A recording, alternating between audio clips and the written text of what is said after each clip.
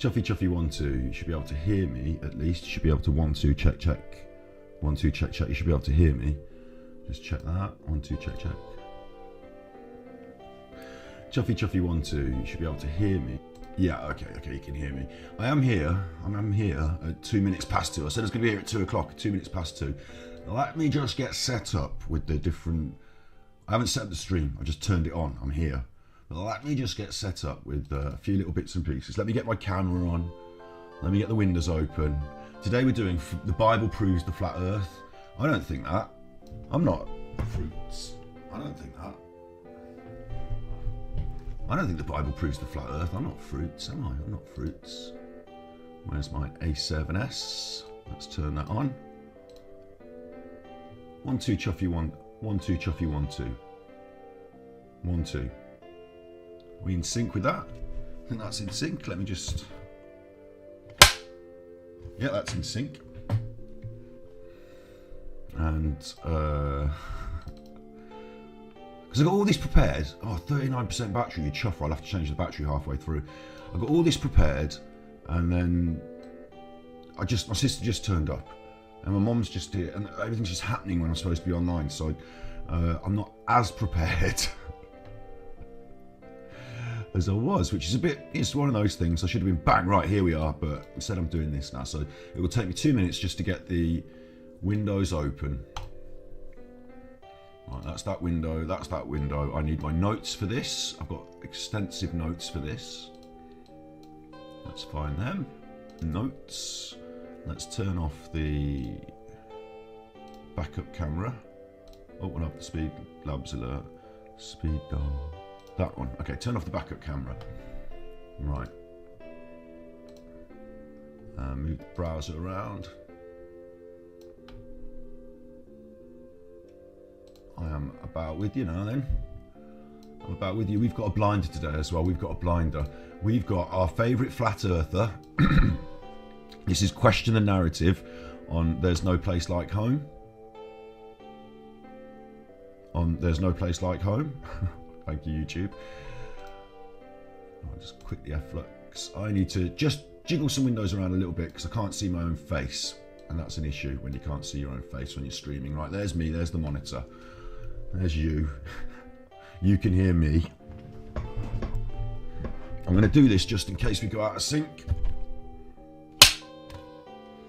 I'm going to check the big face, see what the big face looks like. There's my big face, got the little window. The only thing we haven't got is the chat, isn't it? The only thing we haven't got is the chat, and that's on a separate window. Another separate window. Hello, Capital K. Yeah, you got it. Here we go. Exactly. Exactly, it's one of those. But today's going to be such a good one. You're just going to have to bear with my 2 minutes, 3 minutes of chuffing about, because today's going to be a good one. Trust. Right, yeah, chat window's working. Got it all working. I've got my cup of tea. I've also got a chocolate soy milk just in case. And I'm ready to rock and roll. Got my vapor. You got my vape. I'm ready to rock and roll. We've got a good one today. Does the universe... Does the flat earth... She's released 2 videos. Homeschooling a child who hates math, she says. I call it maths. And Question the Narrative. Does the universe confirm the flat earth? Because No Place Like Home is our favourite conspiracy theory channel, because they combine conspiracy theory with videos of their children and updates on how the homeschooling's going. A homeschooling and flat earth conspiracy channel all rolled into one. 47,000 subscribers. That's more than me. So you need to get subscribing here. You need to click like, subscribe. Am I YouTube famous now because my shorts are so popular? No, because shorts comparatively, my shorts are not popular. They're only 2,000 views. That's not popular for shorts. Shorts that are popular get like millions, so no. And all it does is it messes up your stats. Oh, actually, you can't see that on the chat there. What's going on with that? Let's have my chat window proper, please. Let's have a proper chat window, please. What have I done with that? I'll just... There you go. Now you can see it on the screen, so it's immortalised forever. Yeah, shorts want to have about like 1 million views, and what it does is just, you know, your stats where you can see, because we're slowly growing on our little YouTube channel. If you hit up our YouTube channel, Ganji Kid, my channel, slowly growing. We've got these videos about Genshin Impact, getting a few views. The ones about star thoughts and flat earthers, that's what we're doing today, live on YouTube, 2 o'clock in the weekdays. Not every stream is going to be a flat earth stream. We're a bit of a variety, but these are getting up to the 100 views now, so that's good. A little bit of growth.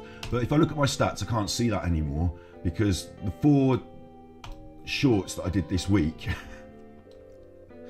about Paimon only got 100 views, but Don't Hurt Amber's Foot is only 200. But Will Smith watching Johnny Depp Amber's trial, that's nearly got 5,000.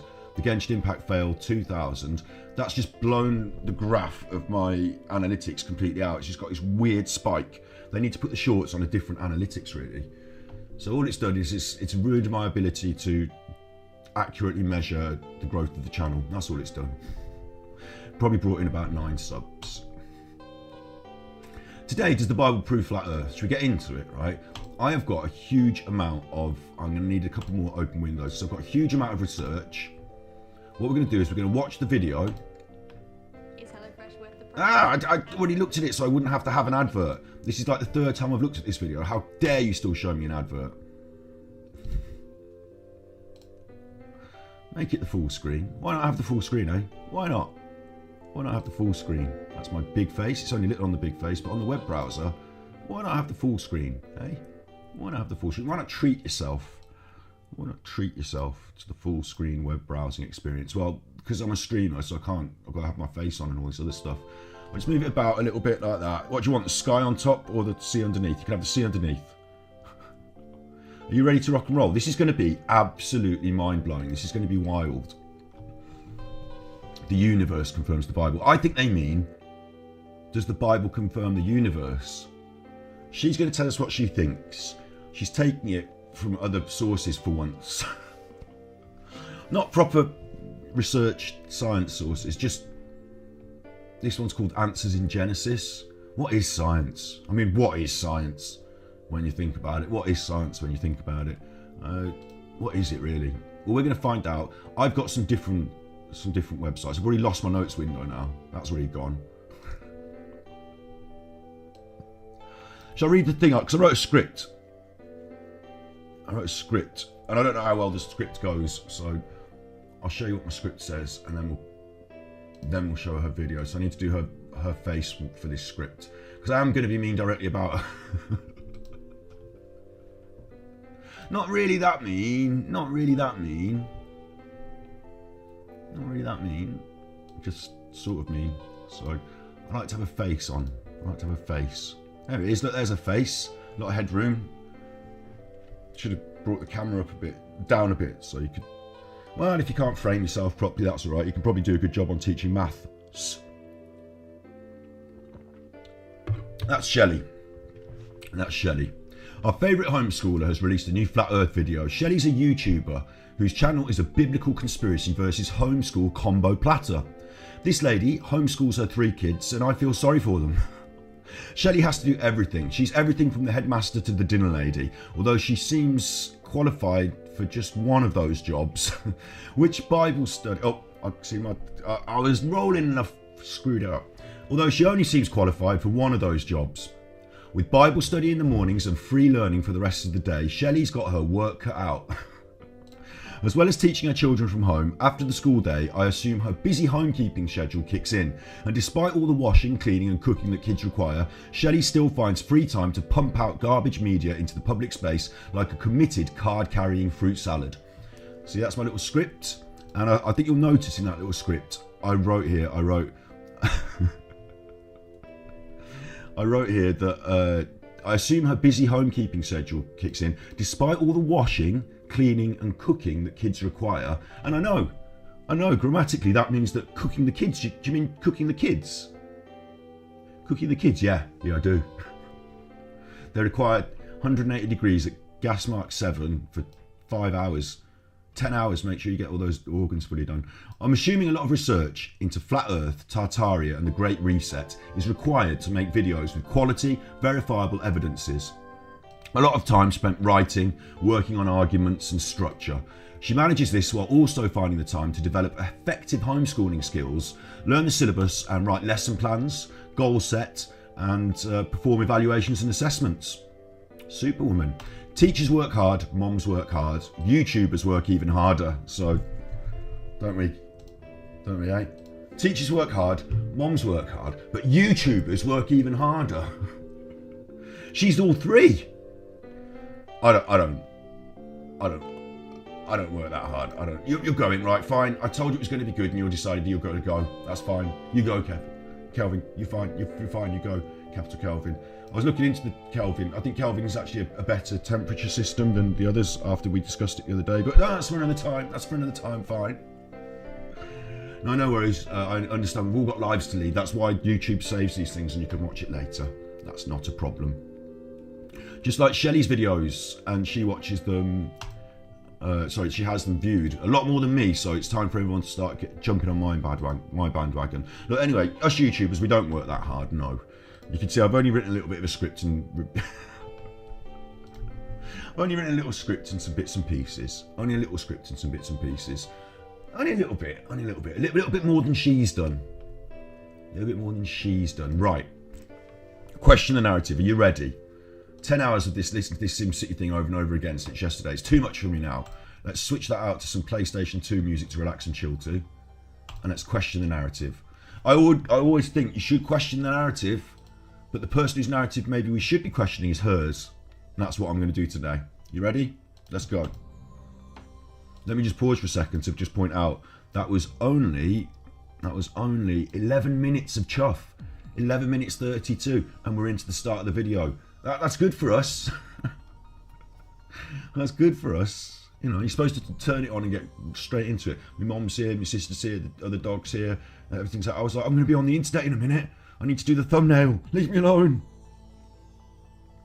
Let me get my windows open. I haven't even got time to open my windows. There's no place like home. I'm finally back for another Question the Narrative video. I've had so many ideas floating around in my head and just never have had the opportunity to do a video lately. She's doing this again. I do judge people on their media quality because I am a media producer who's worked on a film that's been on Netflix. So I get to. I'm allowed to. And although we do it on stream like we did today, you know, I'm not the most organised of people in the world. So although on stream today, just had to mess about for the first 10 minutes. When you're making a video for YouTube, you don't have that problem. You can edit it however you want. So you might as well straight into it. You might as well straight into introduction. Not, oh, I've got some funny ideas, thought I might do this, but instead I'll do that. Oh, I've just been chatting. You know, you don't want that at the start. You want, hi, my name is, this video is about, this is why this video will be valuable to you. And this is us doing it. Let's get in. So, or you might want a little bit of what's coming up later to tease them. But essentially, if the video is about the universe confirming the Bible, you want the video to be about the universe confirming the Bible, not what your other thoughts were about other things, because they're not clicking on it for the other thoughts. It's not called My Other Thoughts About Other Things, is it? Something I learned off Mr. Beast there. He was talking about if your video is 100,000 a million Orbeez in a pool, the first 5 seconds should show a million Orbeez in a pool. Not like us shopping for the Orbeez and what Orbeez are and all that stuff, because that's all relevant. But the first 5 seconds, so we are putting a million Orbeez in a pool. Boom, it's going to be like this. Are you ready? Let's go. You know. Anyway, so for the first 5 minutes of my video, the first 10 really, mine's just chuff. But really, it should be, look, this is it. This is what we're doing. But here I am, and this was one that I thought would kind of, you know, maybe pique your curiosity and might explain some things when it comes to the Bible and the... Do you see when I read my script, it was really clear and concise? She hasn't written a script, has she? She hasn't done any preparation for this video. She sort of just turned on record and started talking. I never think that's... I mean, I'm doing a live stream. That's exactly what I'm doing now. But I still wrote a script for the bits that I want to edit into the video. I think just turning on a computer and talking is not acceptable for YouTube recording in most contexts. You know, if it's a conversational video, it's a vlog, yeah, fine. Yeah, fine. If it's a podcast or something, of course it's fine. But if you're preparing an argument, if you're preparing your statement or whatever, if you've got preparation time involved, and what you're doing is essentially, should be, you know, reading a script, scripted, you know, like media, you know, like the media, not like the telly. Even the news has a script, doesn't it? You want to write some things down. You don't just want to open the web pages and talk, but here we go. The Earth model, because I'm finding that this is really an area that a lot of Christians differ on, and I want to just explain my take.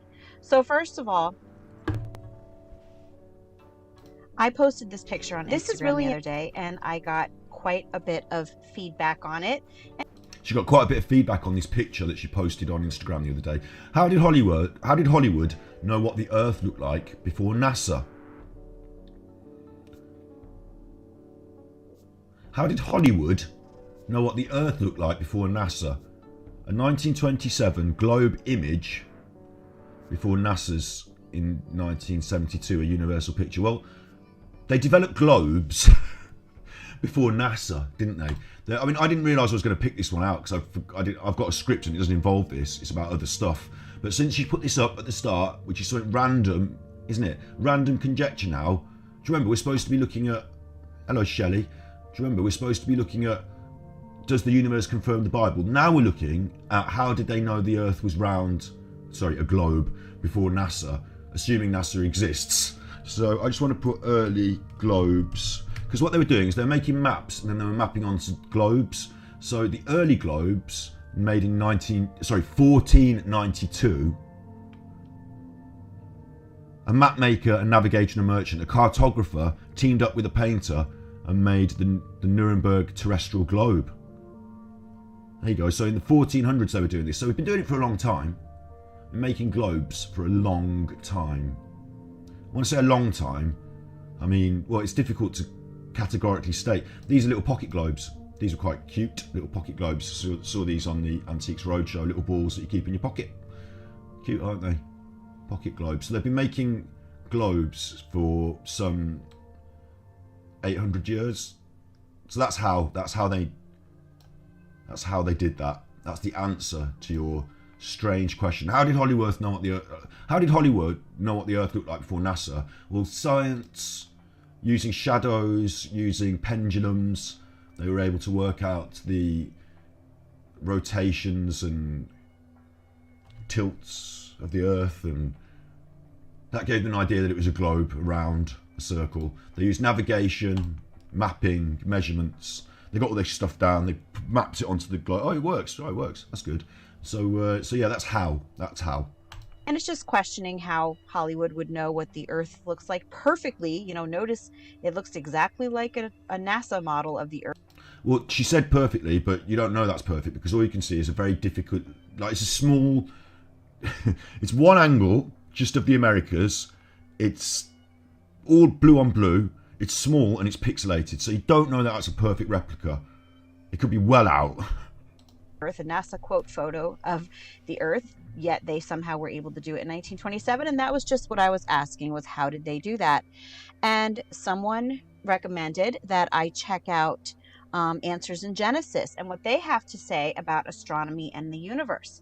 So I decided that I would do that. So here we go.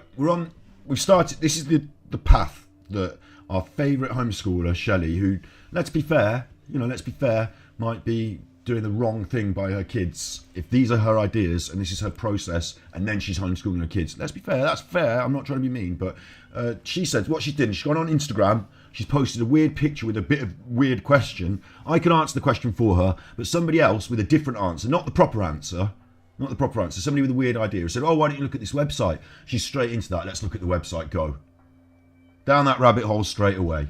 Who's this weird person on the internet that suggested it? I don't know. She might not know. It might just be a name and nothing else. You know, it might just be a name and it could be anyone. It could be the Evangelical Christian Propaganda Association or just some idiot at home in a shed. You don't know, but she's prepared to follow it to its logical conclusion. So this is called The Universe Confirms the Bible. And first of all, I want to say that this is not to knock Answers in Genesis at all, because this is a great organization and I like a lot of the work that they do. So she's a big fan of Answers in Genesis. She has told us she does an hour of Bible study with the kids every morning. First lesson every morning for the kids, Bible study. I don't know if she knows what Bible study is though. She seems to think Bible study means having some random thoughts and looking around on the internet. But actually what we're going to do today is going to be Bible study. We're going to show you some home truths, some homeschool home truths about the Bible that's going to rock your world. But I think that this article in particular really displays the disconnect that a lot of the Christian community has when it comes to the flat earth model, because they make a lot of assumptions, but they don't actually look into the flat earth concept. And what I've also found is that, unfortunately, this is just one of those areas that it seems to be untouchable. Like, people just do not want to question it. People get very, very, very angry. Unlike evolution, where the Bible people don't mind questioning that all the time.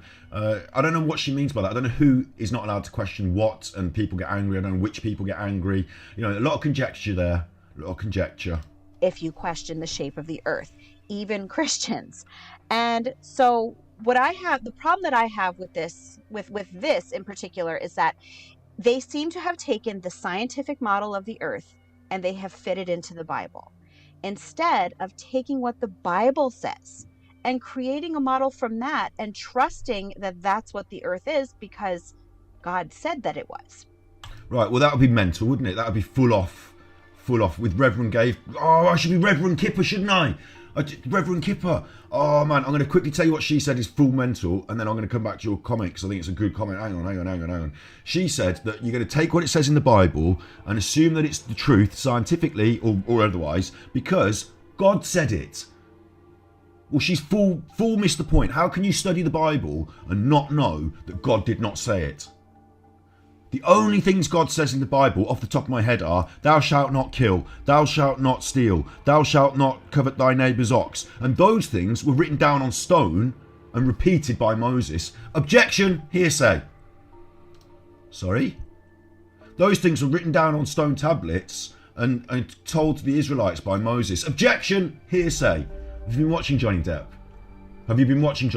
Objection, hearsay. It says it in the Bible. Objection, hearsay. God didn't say anything in the Bible. Oh, God did speak to, who was it with the burning bush? Was that Abraham? Oh, see, I've got to get my Bible people in order. The burning bush, God told him to kill his son. Didn't he? God told him to kill his son. So that was God speaking through a burning bush, but only in the man's head. And then the man said that God said it. Objection, hearsay. God can speak through me, Reverend Kipper. Do you know in the Johnny Depp trial, there's a Dr. Kipper? Have you seen that? Johnny Depp's doctor was called Dr. Kipper. Now, if you go on our channel, Ganja Kid YouTube, and you look down here at all our videos, like down there, I've got a video 3 weeks ago, this is going to blow your mind, called Dr. Kipper. It's the one with the tapeworm on it. That one. We played a game, a Doctor Me game, and I am... Oh, there goes the battery straight away. Good job, I'm ready for that.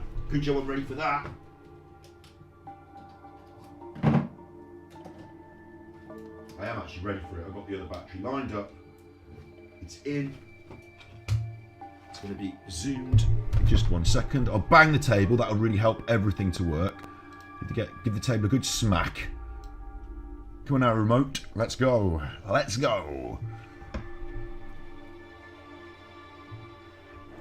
There we go. And so my Dr. Gravekipper, like for us, Dr. Kipper, that's 3 weeks ago, before the trial. Then the trial started, and there's a Dr. Kipper. I'm sure there must, if I can work a tapeworm into Johnny Depp's, because that was the catchphrase answer for tapeworm that we used as the thumbnail. If I can work a tapeworm, if we can find out something about tapeworm from Johnny Depp's trial, they recorded a lot of it on tape, didn't they? If I can find a tapeworm connection, then I predicted the future. But yeah, I should be Dr. Gravekipper, shouldn't I, for this? I should be,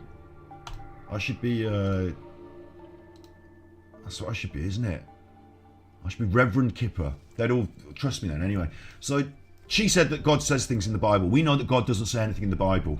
We know that. For example, we know the book of, I don't know, pick one, Luke. Luke wrote that, didn't he?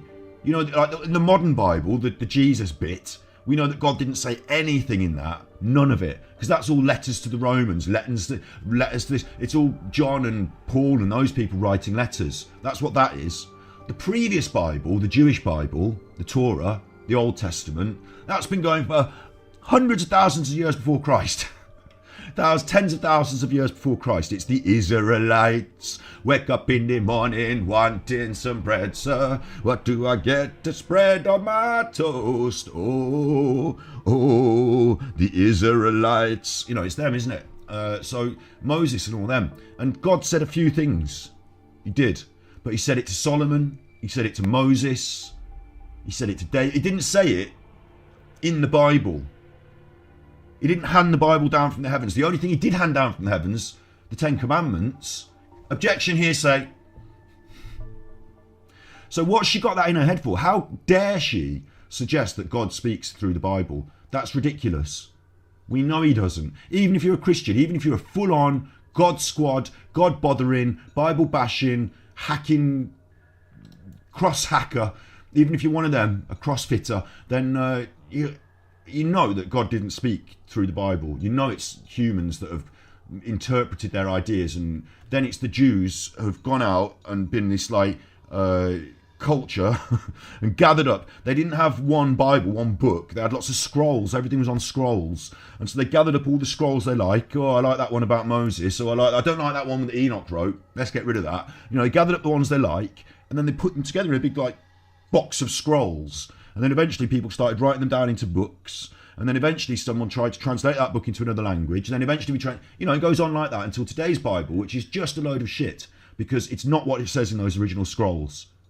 It's not even all the original scrolls. Some of it is, and some here completely different. So God didn't speak in English. God must have spoken in ancient Aramaic or Hebrew, and then we translated it. So you can't even, translating the word of God doesn't count, does it? Even if God said something. So objection, hearsay, that's what we've got for that. And I can't believe that our favourite homeschooler suggests that in like the first 2 minutes. What a really lazy-brained thing to suggest, even if you're Christian, because you know it's wrong. So I just wanted to go clear up some misconceptions and maybe explain some things. So the universe confirms the Bible, which indeed it does. Just I don't believe that it does in the way that they think that it does. So the first is... And what happens in the Bible, I would say, quickly, just before she gets into this first thing, is that there are many different testimonies. You go way back to the times of Moses. Back then, the Egyptians knew the earth was round. Yeah? The Egyptians have understanding of astronomy and the way the sky changes because the world is moving, and way back in time, they knew about the earth being round. Circle, globe, going around the sun. That stuff. Other cultures, Arabic cultures, knew this shit. Yeah? So it's not that, how did it get in the Bible? Weird. But actually all the people that wrote stuff in the Bible just wrote the stuff they knew.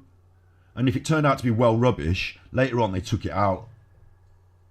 So that's how the Bible would say, things relative to science, is that if it said something rubbish, like Enoch, in the book of Enoch, which is not in the Bible, bear in mind, although some people think it should be, because Enoch was a prophet. Like some of the other prophets. Hang on, this music sounds like hissing. I don't like this one. Thank you. Enoch was a prophet apparently, but also he's a madman. So he didn't think the sun went and the earth and the globe. He thought the sun disappeared in portals every day and was popped out of a portal every night. He got a bit confused. So they don't use that in the Bible. Anyway. They say that the Bible indicates that the earth is round. Consider Isaiah 40:22, which mentions the circle of the earth. So let's go to Isaiah 40:22. Isaiah. That's not Isaiah, Isaiah. So let's go to Isaiah 40:22. Let's do that. And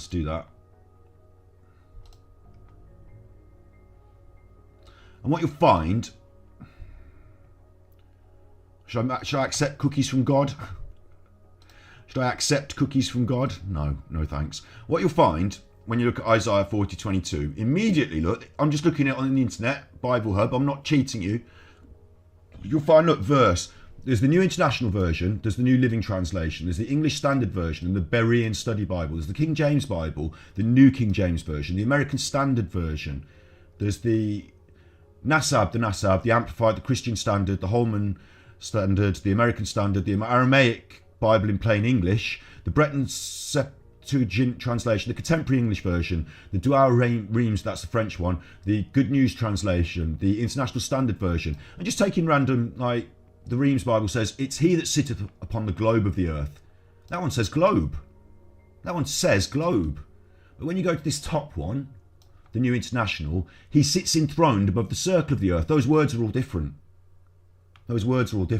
So you've got different copies of the Bible that say different things. So either God speaks in many languages at the same time, meaning lots of different things at the same time, or God didn't say exactly this. In fact, God didn't say any of this because this is the book of Isaiah, and this is apparently said by Isaiah.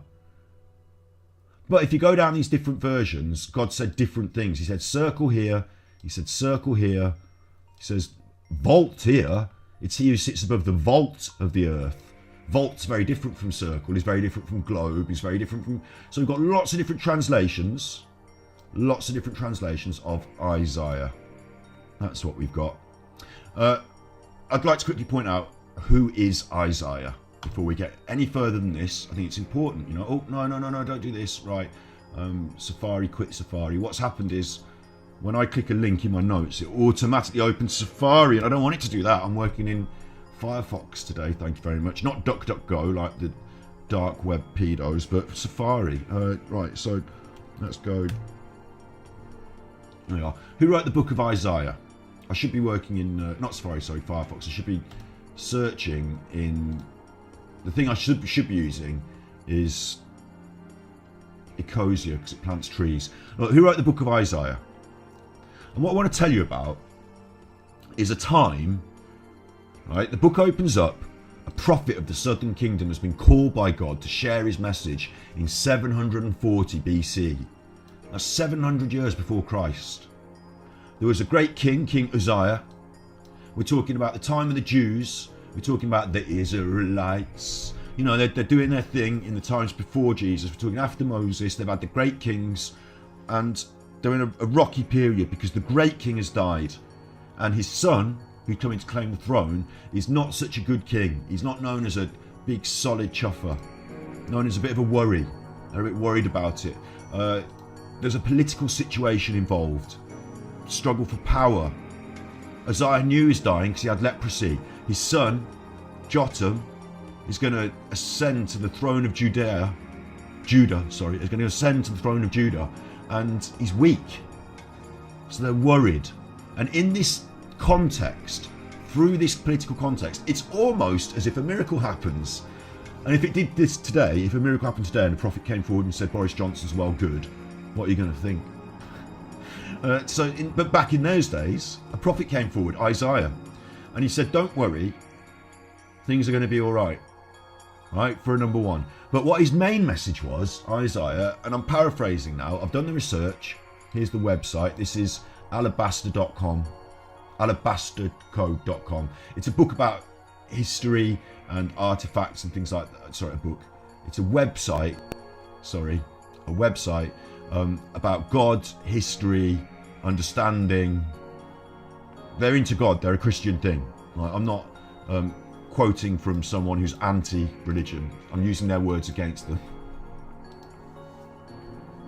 We're into all this history though, right? So let me just skip back to our page. Who wrote the book of Isaiah? So this is fairly, through the mist of a troubled land.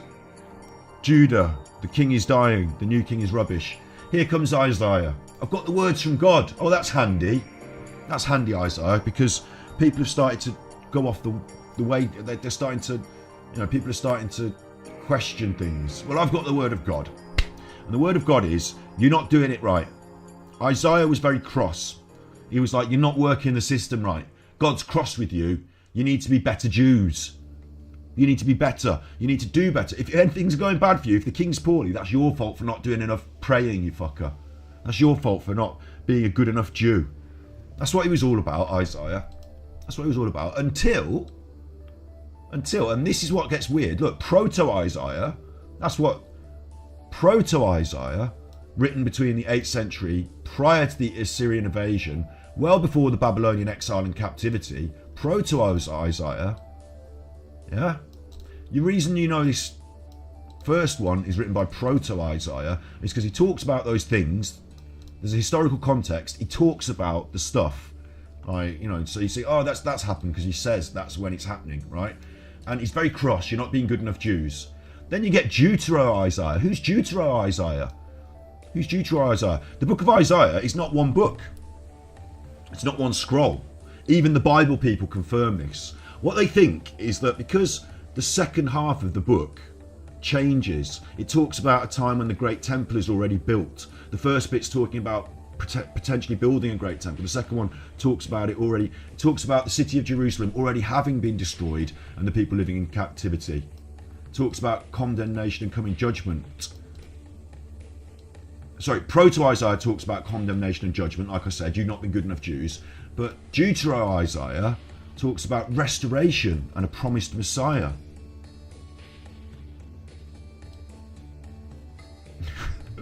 Yeah, it's your fault for not praying. It's your fault, probably. No, Trito Isaiah, though, is talking about promised Messiah. What they think, and I'll just sum this up for you because I've done the reading and it's interesting, is that Isaiah is a book of 3 books, not just 2, 3. Proto Isaiah, the early book, the original Isaiah, the original prophet. Things are going shit in Jerusalem. I'm here to tell you to pull your shit together. Follow God again. Let's pull our shit together. It's almost political, right? Then you've got Trito Isaiah, which happens later, and we're talking about the second part of the book, and they think that another author wrote this second part because they talk about things that haven't happened in the first half, things that won't happen for another 600 years or so, or whatever it is. 150 years, sorry. We jump 150 years. So they think that in that 150 years, Isaiah died, and the second one is written by the second Proto Isaiah, like, a made up, or an author ghostwriting almost, and it's much more positive. It's much more like, well done Jews, you've been nice to God, God's going to be nice to you, don't worry, God's going to look after you. And then you've got Trito Isaiah, so you've got Proto is first, Trito is second, let me get this right. And the last one is Trito Isaiah, which jumps in time again, referring to the construction of the second temple. It seems to imply this section was written after the people returned from Babylonian exile. So the author is also unknown and assumed to have been written anonymously in the post-exilic period. Trito Isaiah is sometimes referred to a compilation, a second made-up writings of other prophets and Jewish sages. So it's like a little bundle added on. So we've got a book, which is actually 3 books. The first book is supposed to be written by the prophet from God, who listened to God telling him things, which happened to happen at the really most convenient time when the people were like questioning the rule. Yeah, it happened to happen at the most easy, right, brilliant. And then you've got secondary Isaiah, Deutero, and that is a different person. And then the third one is just a collection of things they said. Objection, hearsay. Isaiah is a load of bullshit. Objection, hearsay. I know for a fact it's not written by Isaiah all the way through. I know not for a fact, to the best of our knowledge, in the same way as you can't know for a fact it was written by Isaiah, and it doesn't claim to be the word of God. That's critical. At no point does Deutero or Trito Isaiah say, oh, I've got the word of God. It's not about that. It's about the Jews and how they're behaving. And it's recommending to the Jews that they behave, otherwise God will be cross. That's Isaiah. So I'm glad we learned about Isaiah. Yeah? I'm glad we learned about Isaiah. But what I was then wondering about, because we haven't even got into what he says yet, have we? Let's listen to her a little bit, and then I was going to tell you what I was wondering about. Get my ducks in order. So what's this? In Isaiah 40:22. Is that Bible Hub? That's the website I just used. Hang on, she's gone to Bible Hub. Hasn't she got her own Bible that she can read out of? I've got 3 or 4 in the other room. I've got quite a different copy, a few different copies of the Bible I have. I've got the King James, I've got the kids version, I've got the the animated illustrated version. I've got the version that the what are they called? They leave the Bibles around, don't they? The Gideons. I've got a Gideon's Bible that they gave me at school. I've got a few different Bibles. I could read my own. No, she's gone on the internet and just picked the first website like I did, and it's the one with all the different verses, but she hasn't picked up on that. It says, he sits enthroned above the circle of the earth. Why is she choosing the New International Version? For her, shouldn't she choose one of these American versions? American Standard. Surely that should be her Bible, the American Standard. I don't know. I mean, she's gone for the top one, the first one on the list, hasn't she? She's gone for the first one on the list. And this is why I worry about her a lot of the time, because she just doesn't do proper research, she doesn't do proper thinking. She just takes the first thing that comes up. Someone left me a comment, I followed it. Now I've opened a website, first thing on the list. And its people are like grasshoppers. He stretches out the heavens like a canopy and spreads them out like a tent to live in. And they will actually go over the canopy and the tent also, which I will also explain. And we will go down also to King James. It is he that sitteth upon the circle of the earth. So we are going to use King James as well. And the inhabitants thereof are as grasshoppers, that stretcheth out the heavens as a curtain. And it is he that sitteth upon the circle of the earth, and the inhabitants thereof are as grasshoppers, that stretcheth out the heavens as a curtain, and spreadeth them out as a tent to dwell in. So we stretch out the heavens like grasshopper. What? Spreadeth them out as a tent to dwell in. So a lot of people will take this verse and they will say, see, the earth is round. And you know what? It is round. I mean, that is pretty impressive though, isn't it? That 700 years before Christ, they knew that the earth was round, right? Round. And she will take that verse and say, well, see, it is round. See, it is round. But it says circle of the earth. So what a lot of people think is that it said, and it even says it here, particularly when the earth is viewed from space, the earth always appears as a circle since it is round. It's true, isn't it? Neil Armstrong described it as a circular. It looks like a circle from space. So either God's told them that, or maybe they've got techniques.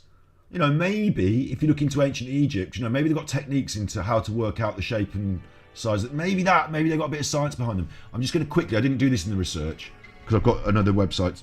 I've got my research, but I just want to know this. Did ancient Egyptians know the earth was round? I put round, not spherical, because, you know, yeah, they did. They did the shadows. That's the Egyptians. So this is quite straightforward in a way to explain, but also kind of confusing for some people. What happens is if you put a stick in the ground and the earth turns around, the sun's there, it creates a shadow, and the shadow moves. And the way it moves indicates the way the earth moves. And then you go and do the same thing in a different place, and it moves in a slightly, and that indicates how spherical or what the shape of the earth. It's something you can work out. It's straightforward, like I just said. You just look at the difference in the shadows and how they move, and then you can extrapolate from that mathematically the shape of the thing you're on and where the sun is, you know, and all that. So they did it, maths. The Egyptians, the ancient Egyptians knew. And of course, the ancient Egyptians and the Jews were sort of involved a little bit, weren't they? The old Moses and the Pharaoh. Let my people go. Like, you know, it's all ties in. So, of course, it's impressive that Isaiah and their people knew that the earth was round, spherical, but not amazing because they didn't have to work it out. The Egyptians did that for them. So you see what I was talking about before. They are taking what we are told is space travel, photos from space, and they are fitting it into what the Bible says by saying, oh, look, they must have been talking about when you are looking down on the earth, it looks. And of course, that's because the Bible is a historical record as well as a religious propaganda pamphlet. You know, it also talks about things that happened in history, and we use it because it was written back then and they kept it nice because it was their big religious text. You know, they're, oh, don't damage that scroll, you know, so they kept it nice. And we still got copies. We've got the Dead Sea Scrolls, for example, of really old scrolls that say this. Oh, that's like a historical record of the things they were saying. We can use it to reference. We don't think that there was really a Noah's flood that covered the earth, because that's a bit silly. You know, we think some of it is myth and story, but some of the things we use to point towards historical events as well, and certainly scientific descriptions of the earth that were lifted from other cultures. You know, we can say, oh yeah, that's interesting, isn't it? That's what they sort of knew back then. It's like a circle. But is that really the case? Because yes, spheres are round, so are circles. And the fact is that Isaiah, he knew the difference between a circle and a ball. Isaiah did, yeah, we all did. We all did. And it's demonstrated right here where Isaiah says, he will roll you up tightly like a ball and throw you into a large country. So interesting, yeah, because that's Isaiah 22:18. Remember, we're talking about 40:22 though, and 40:22 is actually from Deutero Isaiah, not Proto Isaiah. So we're not actually listening to what Isaiah said in this one, if you know. You remember what I said about Proto Isaiah and Deutero Isaiah? Her first quote is Deutero Isaiah. He knows the earth is a ball, but Proto Isaiah doesn't mention it. This is a different Isaiah. It's not Isaiah anymore. So she's getting confused already getting herself confused into who said what. Her evidence that proves what she's saying doesn't prove anything. He doesn't say here, where am I? Down here. He doesn't say that he sits enthroned above the ball of the earth. No, he says he sits enthroned above the circle of the earth. On that one, right? On that one. Let me just finish her. Let her finish her point, and I'll take it apart. This is the circle of the earth. Yet here he demonstrates that, Isaiah, he was an intelligent man. He knew the difference between a ball and a circle, and he does not call the earth a ball. He calls it a circle. So let's now, and the thing is that I tried explaining this to so many people and they just didn't get it. They kept saying, no, but it says that it's round. Yes, circles are round also. So I guess that could be a question of, perspective, subjective, circles around, balls around, we're both right, we're both wrong, let's call the whole thing off. No, she's going to prove it though. So as you can see here, this is a circle. Yeah, I can see that. And, not that one. This is a ball. That's a ball. So let's go back to this again. Circle. Yep, circle. Two-dimensional. And I'm not by any means saying that the earth is two-dimensional like a... No, the earth couldn't be two-dimensional like a... piece of paper. Piece of paper? No, pieces of paper aren't two-dimensional. I can physically hold them. Here's a very small piece of paper here that I've got off my desk. That's actually in 3 dimensions. Look at it interacting in my 3-dimensional world. It's a 3-dimensional object. It's a very flat 3-dimensional object. Don't get confused. But what I am demonstrating is that this is a circle. Think of circle. Your dinner plate. Your dinner plate is a circle. Well, actually, that picture's not perfectly circular. I can see it's got little points where the pixels... That's actually one of those giant shapes with millions of sides, isn't it? It's not a perfect circle. It is not a ball. It is not a sphere. There is clear... That's a much more perfectly circular shape. But actually it's not, is it? It's a sphere. It's just a 2D image of a 3D object. Difference. So there we go. That's her evidence. That's what she's showing us. A photograph of a ball. I've got something better for you. I've got something better. Do you remember when we look at this? It says Isaiah 42. It's a circle of the earth, a circle of the earth. But then you go down... and the different versions of the Bible say different things. We went down and we found one that said the vault of the earth. The contemporary English says rules over the whole earth. The Douay-Rheims Bible says the globe of the earth. And one of the others says the vault. Do you remember? I just scroll down till I find it. There it is. The New American Bible says the vault of the earth. So they all say different things. Sorry, you can't see that on the screen, can you? Let me scroll down so you can see it. Up now, there in the middle, the vault of the earth. Yeah, got it. It says the vault. So we've got different things. Well, that's going to confuse us, isn't it? That's going to confuse us. So what I've got for you instead is a bit of research. And when I say research, this time I actually mean research. I don't mean I just looked on a website and pulled up the first thing that came to mind. That's not what I mean. Come on, internet, take me to the page. Thank you. I've been digging around. I've been doing a bit of digging around. Who really wrote the book of Isaiah? King Hezekiah? King Hezekiah?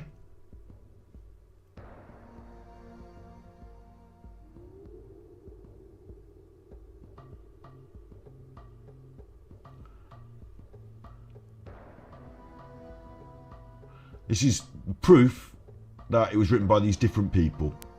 Okay, I'll be honest with you now. I'm getting a little bit confused in my notes because I've got so many of them. I don't think this is the web page I wanted to bring up. The prophecies in the last 10 chapters of the book seem to have been written by a third prophet. That's this bit, isn't it? I've already mentioned that bit to you, though. I've already pointed that out.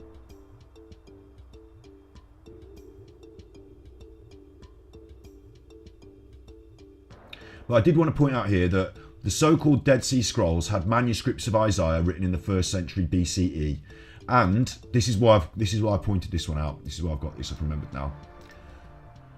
Since these existed of 2 different types, one corresponding to the Greek translation and one very close to the Masoretic text, we must assume the book was already around long enough for variant versions to gradually appear.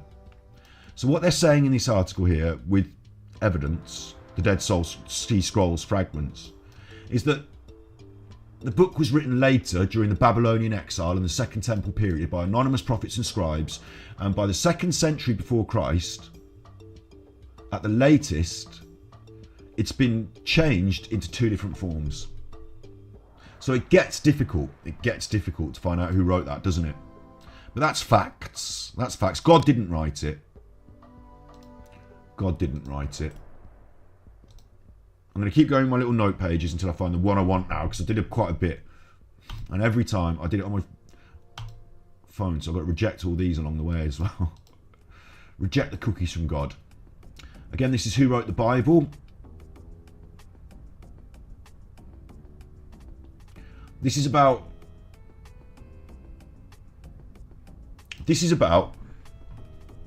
who wrote the Bible entire. Maybe I should come back to this a bit later because I seem to have skipped over it a bit now. But what's important that we note here is until the 17th century, the first 5 books of the Bible were the work of one author, Moses, and that idea has been changed. What this website here, History Extra, is saying, this is the official website for the BBC History magazine and BBC History Revealed, History Extra. I might pop this in to chat, just in case Shelley is watching. Yeah, I'll catch you later, Snippy Snips. I appreciate you've got to go to work, and this will all be on later, recorded on YouTube for everyone to see. So this article is talking about who wrote the Bible, and what's important to note here is that the Old Testament written by the Jews, because that's what we're talking about. We're talking about Isaiah, written 1,000 years ago or 700 years ago before Christ. Sorry, 2,700 years ago before Christ. And what we basically find out is that these were different scrolls written by different people, and the Jewish people decided to collect them up. Like I said earlier, this is the evidence for that. Collect up their writings. As they left Egypt, the story of the Israelites became uncertain, and so the evolution of the book that would tell their story. So what happened is, the Bible was written and collated, and we track stylistic developments of language, and we find that it was written by waves of scribes during the first millennium BC. Some parts of the early chapters are just myth or legend, but others include real history. Does it matter if it's not historically accurate? No, not really, because it's not a history book. So here's a big thing that talks about this. The scribes wrote the Old Testament. They weren't the people that, like, even Isaiah himself didn't. He said the stuff or whatever, but the scribes wrote it a bit later. They collected it together in the 1st century before Christ. It was a load of scrolls. And so that's what we've got for our Bible. You know, that's what we've got for our Bible. Translated, retranslated, all this stuff. So there's who wrote the Bible. I've got a really interesting one coming up, specifically about Isaiah here. This is our timeline of Bible. I'm going to keep that open and come back to that in a minute. And I'm going to copy this and paste this into here. Does the Bible teach a spherical Earth from the American Scientific Affiliation? Okay, and look, there's a lot here. Look at me scrolling down it. There's a lot here. Yeah, and it's not just a lot. It's got notes. It's got little, just like on Wikipedia, where you can go and research the things they've researched. This is the proper stuff. This is the proper stuff.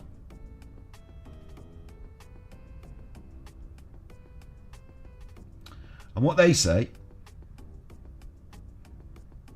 the critical line in Hebrew reads, and this is where we really get down to the nuts and bolts here. This is where, if you are homeschooling and you think you're doing a good job and you're doing your Bible study, yeah?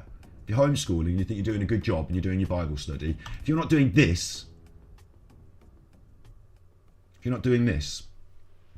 So the critical line in Hebrew reads, Hishib il-hugig hurts. That's my best pronunciation of it. Hishib il-hug hurts. Right, which is Hebrew, so I don't know what it means. I have to refer to Dr. Robert Sudas and their translation, the one dwelling on the circle horizon of the land. A survey of Hebrew lexica and theological word books yields much information about the keyword hug or chug. According to Siebold, its root appears 6 times in biblical Hebrew. It's clear from its usage it has a specifically geometrical meaning. That is, a circle drawn with compasses. Right, a circle drawn with compasses. That says...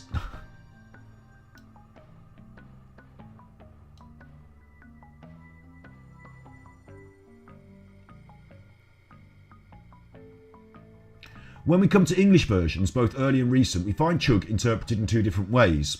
The translator of authorised version of 116 were guided by the Geneva Bible. The version produced by English exiles in 1560 and adopted the latest reading verbatim, sitting upon the circle of the earth. Many later 20th century versions follow them.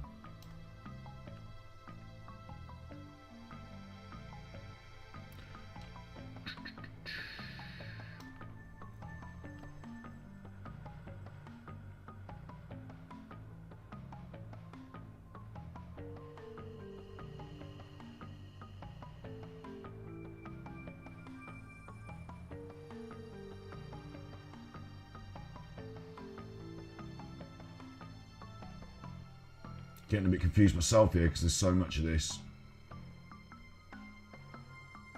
Where's the bit where it says it translates as sphere? Because I read all this and then I said, oh, it literally means sphere. And it seems like I've read it wrong there. I might have read it wrong.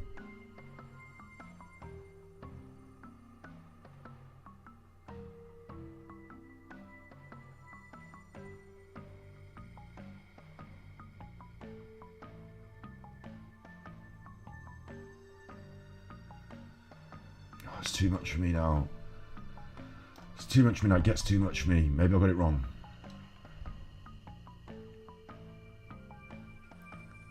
I read this and I made in my notes here, the word really means sphere. So where have I got that? Where have I got that? Isaiah, when is a circle a sphere? It must be from this bit because that's what we're talking about, isn't it?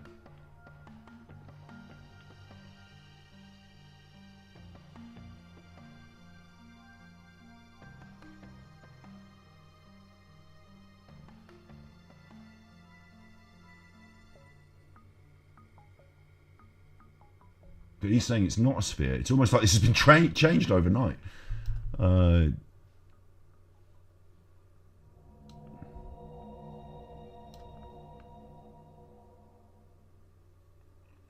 Here's where it refers to vault. Some others render chug as vault, interpreting the word to mean the vaulted dome of the heaven. Siebold rejects that.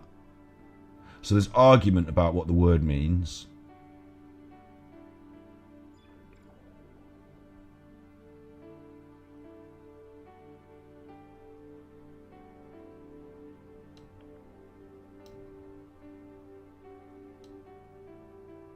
There we go, I found it there.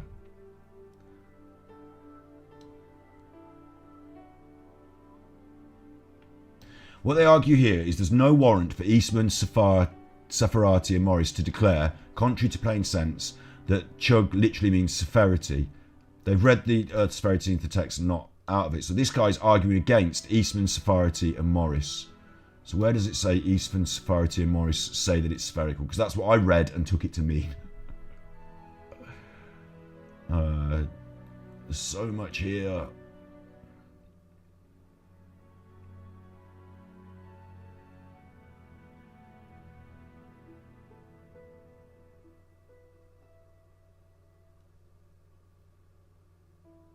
Okay, I'm going to read what I've read and just say it as it is then. This says that, oh no, here we go. This Isaiah refers to the circle of the earth as globo, that's it. Isaiah refers to the circle of the earth, or in the Italian translation, globo. The Hebrew is kug, spherity or roundness. Even if the translation is circle, think about what Neil Armstrong looked at in space. The spherical earth would appear circular. Sepharati goes on to claim that Luke implies that Jesus knows the earth was spherical.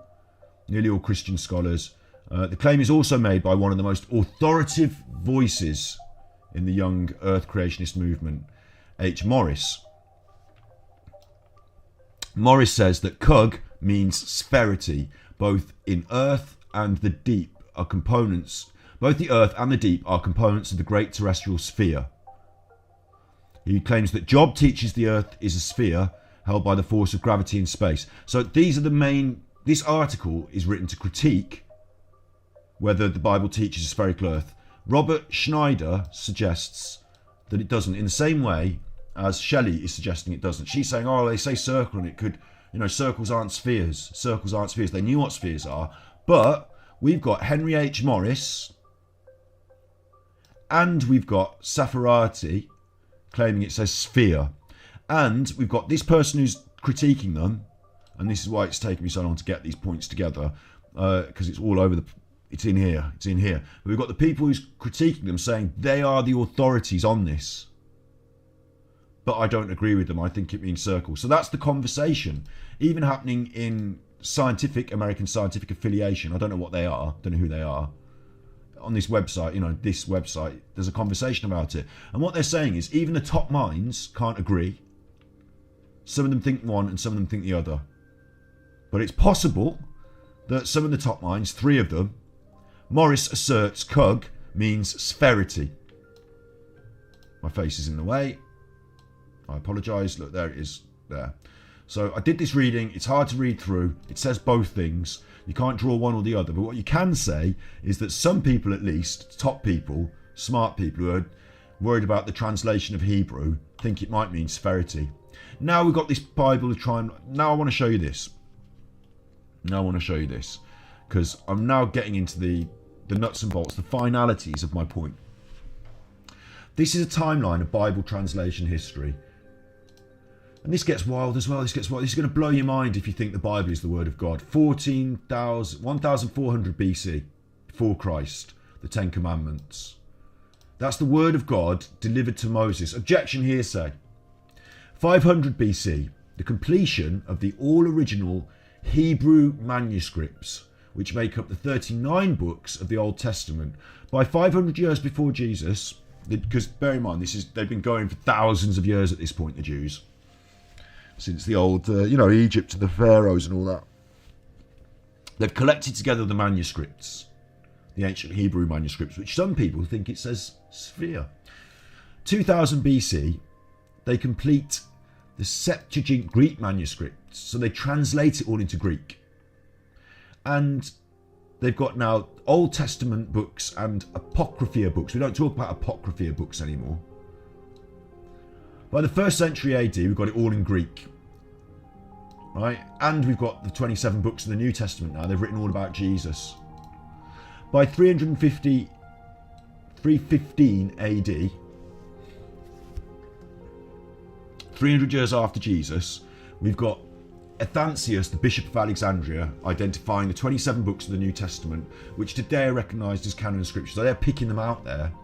382, Jerome's Latin Vulgate produces 80 books, 39 old, 14 apocryphas and 27 new, in Latin. Second time we're translating it into a different language. The scriptures get translated into over 500 languages from there. In the 500 years after Jesus, we translate them into 500 different languages. Latin was the only language allowed for scripture in 600 AD. Things get a bit difficult. They start taking over the control. You get your churches and they're like, no, you can't read the Bible. You're just a normal person. Bear in mind, we think that we translate it in modern times. We have this problem, but this happened first. They translated it first. They took them back, said, no thanks, not having that. Only Latin speakers, only scholars should be able to read the Word of God. Then 955 AD, the Anglo-Saxon translations of the New Testament are produced. That's where I live, Anglo-Saxia, England. The early roots of the English language, so another language it's translated into. And this is because people want to know the Word of God, isn't it? They want to know the Word of God. But we have a big problem in church later on. We have the Reformation of the church. It comes a bit later, down here, 1522, Martin Luther's German New Testament. I'll tell you about that in a minute, because before we get to that, we've got Wycliffe's manuscript, Gutenberg printing press producing Latin books that are not handwritten anymore. We've got Erasmus's Greek-Latin parallel. We've got Martin Luther's German New Testament in 1522, and that's a big one because Martin Luther said, fuck you, right, to the church, he said, the popes, he said to the popes, I know all about this shit. Martin Luther said to the popes, I'm not having this. You're not closer to God than me because you've got a big hat and you read Latin. You're not closer to God than me with your big hat and your Latin, your popes. Screw you. And he also said that God loves me just like he loves you. And he also thought that you can't go to... back then, in 1522, if you were rich but a shit, if you were like Elon Musk firing your money into space instead of helping people, snorting cocaine up your nose, calling your child like EXP 350, if you're rich but a bit of a shit, you can still get into heaven. Don't worry about helping people and being good. You can still get into heaven because you can just sell you a ticket to heaven. You got the money, you can go to heaven. I'm the Pope, I'll do what I like. The Pope was selling indulgences, they called them, indulgences, which were just tickets to heaven if you got enough money. Martin Luther said, fuck that, I'm not having that. You can't have rich people going to heaven and being a horrible person on earth. That's not how it works.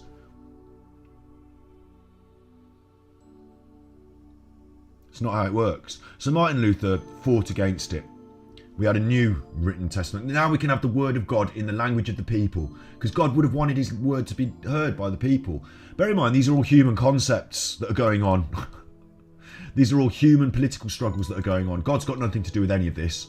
God didn't come down and talk to Martin Luther and say, you know what, it's about time the human population got to hear my word. Straight from the translated, retranslated, picked out, changed and selected word of God. No, God didn't do that. Martin Luther did that. And that was 500, 700 years ago. Since then, we've been going full at it, hammer and tongs. You want to write a Bible, you just chuff and go for it. You just chuff and go for it. Pick out the books you want, leave out, leave in, whatever. Change the words. It can say dome, it can say vault, it can say disc, it can say circle, it can say globe. It probably originally said globe, but one or two scholars would question that. And we've got a lot of people who are trying to work out the ancient Aramaic from the Dead Sea Scrolls and trying to work out, but it's hard, but it's difficult. There is something else I wanted to show you that I've missed actually.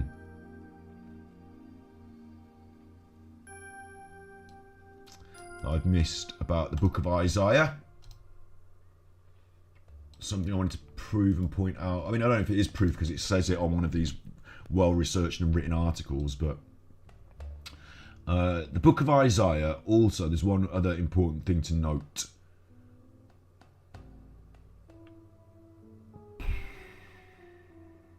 It's not that one. One of the important things to note about the book of Isaiah is that the first book, Trito Isaiah,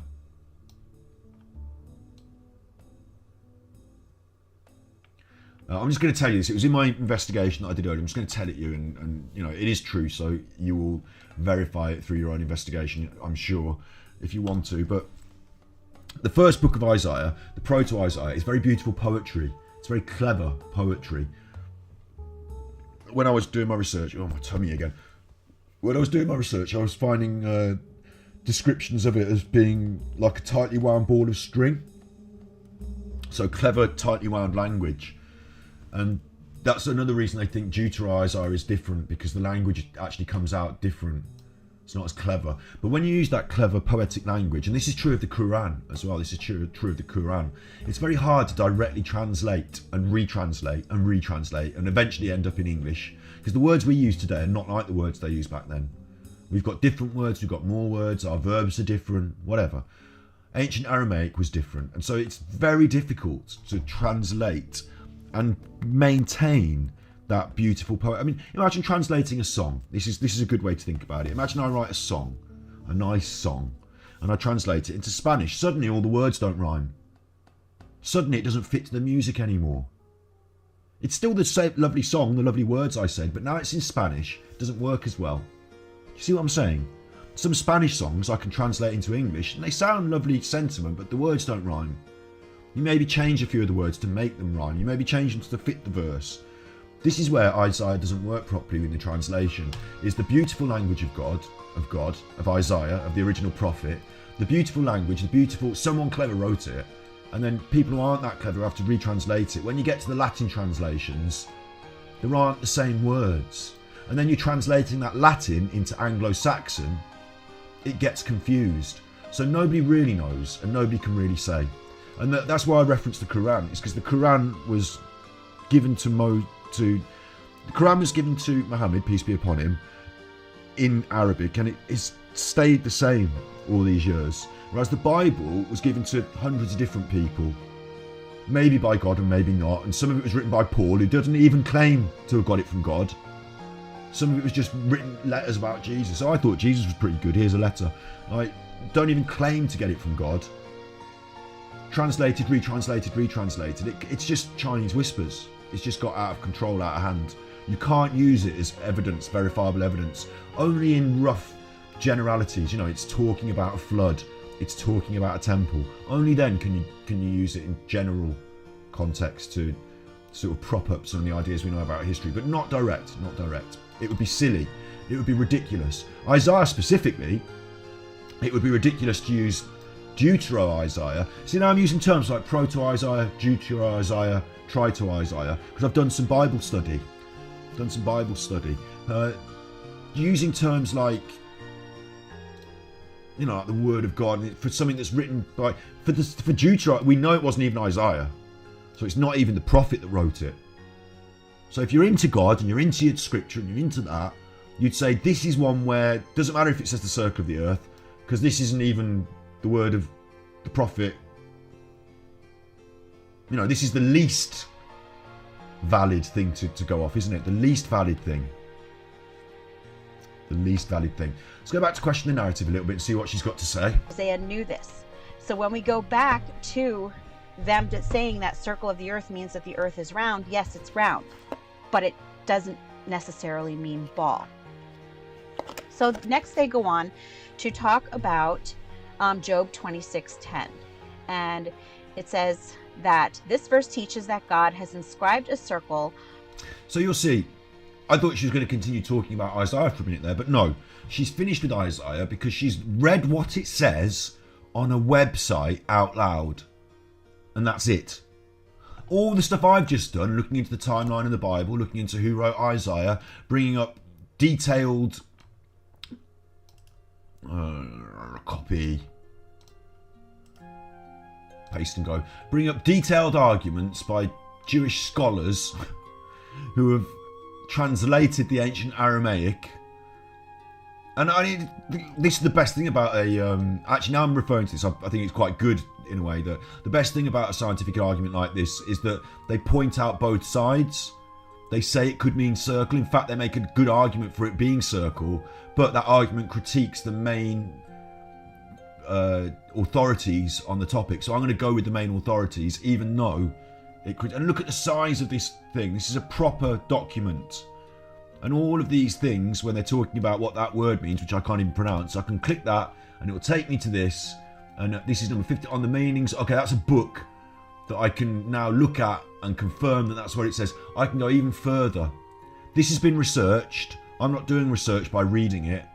This has been researched. I'm reading something well researched. I'm not necessarily doing good research myself, but then I'm not the homeschooler. I'm just the debunker. So it's okay for me to just breeze through some websites a bit. But even then, I'm doing much deeper investigation than our teacher, the homeschooler, has bothered to do. And she's already off. She's read the first website she's found and she's already off. On to the next thing, Job. On the surface of the waters at the boundary of light and darkness. This boundary between light and darkness, day and night, is called the terminator, since the light stops or terminates there. Someone standing on the terminator would be experiencing either a sunrise or a sunset. They are going from day to night or from night to day. The terminator is always a circle because the earth is round. And then we'll just go down a little bit further. It says, this biblical passage would be nonsense if the earth were flat, since there would be no true terminator. There is no line to step over that separates the day from night on a flat surface. Either it is day everywhere or night everywhere on a hypothetical flat earth. And so that statement in itself really demonstrates that they have not done their homework. So what she's saying is these people have not done their homework on the flat earth, because I'm not even going to dig into what Job says. I might as well mind it, 26:10, because they haven't fully done that yet. Bear in mind. Job 36:10, please.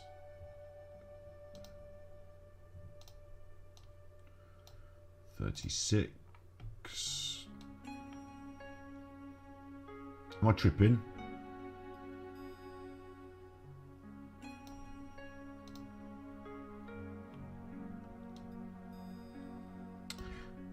He makes them to listen to correction and commands them to repent of their evil. Right? Am I tripping? Have I got that wrong? Have I got it wrong? Job 36:10. Doesn't seem to tie in, does it? But what they're saying... Oh, 26:10, I have got it wrong. I make mistakes. I'm human. 26...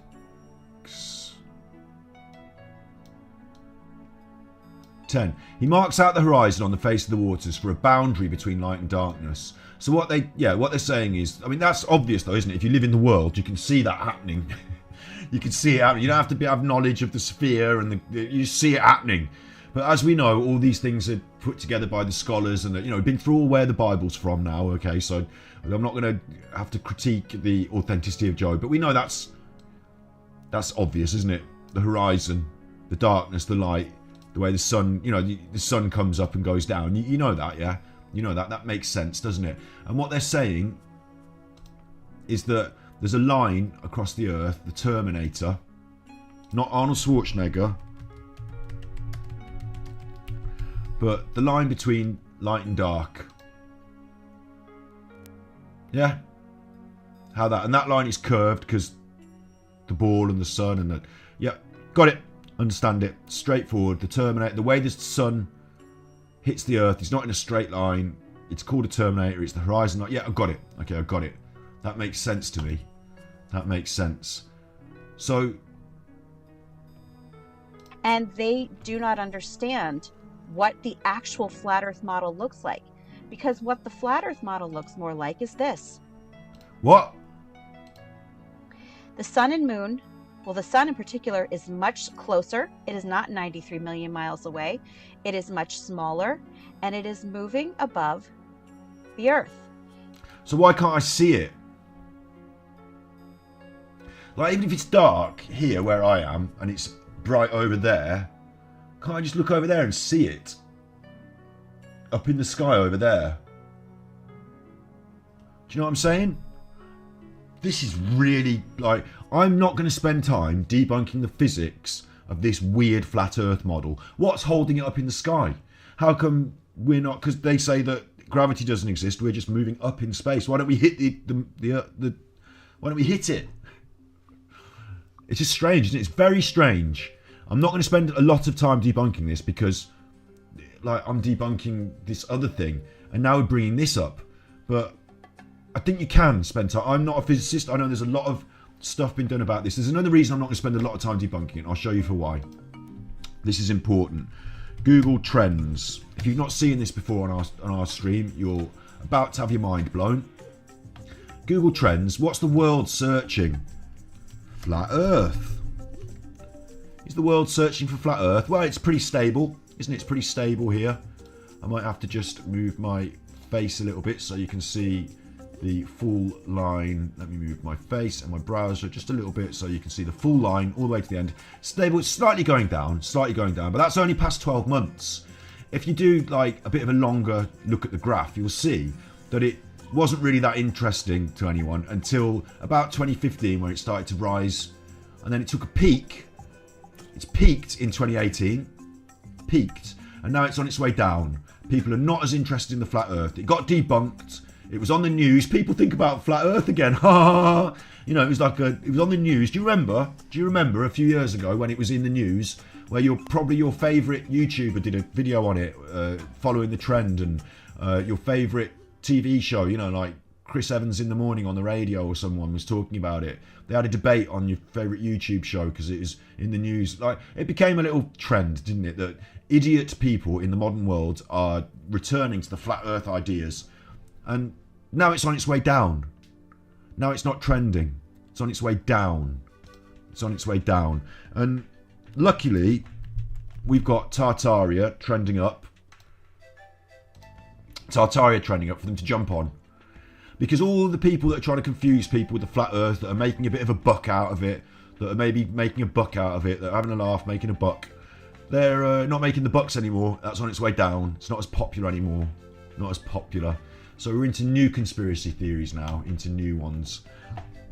So the reason I don't have to debunk this is because this has been debunked since 2018, 2019, 2020, 2021. It's 4 years worth of debunking being done on this. You know, there's more famous people than me on YouTube, like Simon, Dan, other people, that can give you a really good physics-based breakdown as to why this is rubbish. I'm not a physicist, so I don't really want to bother with all that because it's already there. And also I can say something more simple, which is, if that were the case, even if at the centre there's a mountain, I'd still see the light in the night time. I'd still see it over there. There's another problem with this, which is if the Earth and the sun, it'd have to be like a spotlight. It'd have to be like a spotlight. If it was just a ball of fire, the light wouldn't spread like that. It wouldn't reach the Earth in that way. You're thinking the light comes down in like a spotlight. Like a spotlight on this model, but that's not how light works. You know, just turn on your light bulb and have a look. See how it illuminates. It illuminates in a sort of sphere around the light bulb. Anyway, that's what she thinks is going on. Just as the moon is. And remember that the Bible tells us that these were the greater lights. It was the greater light and the lesser light. So no wonder when she's homeschooling a child, she has a problem teaching them math, because her ideas about the world are counterintuitive to the basics of mathematics. And as you can see, there is a terminator line. Not all of the Earth in this model is lit up or dark at the same time. True. So I think that it's very important that... But then this is just a made-up picture on a computer, isn't it? It's not actually like the way you see it in the Earth. Because there's also... Now, I don't feel comfortable accepting that. Like, you're drawing on the picture.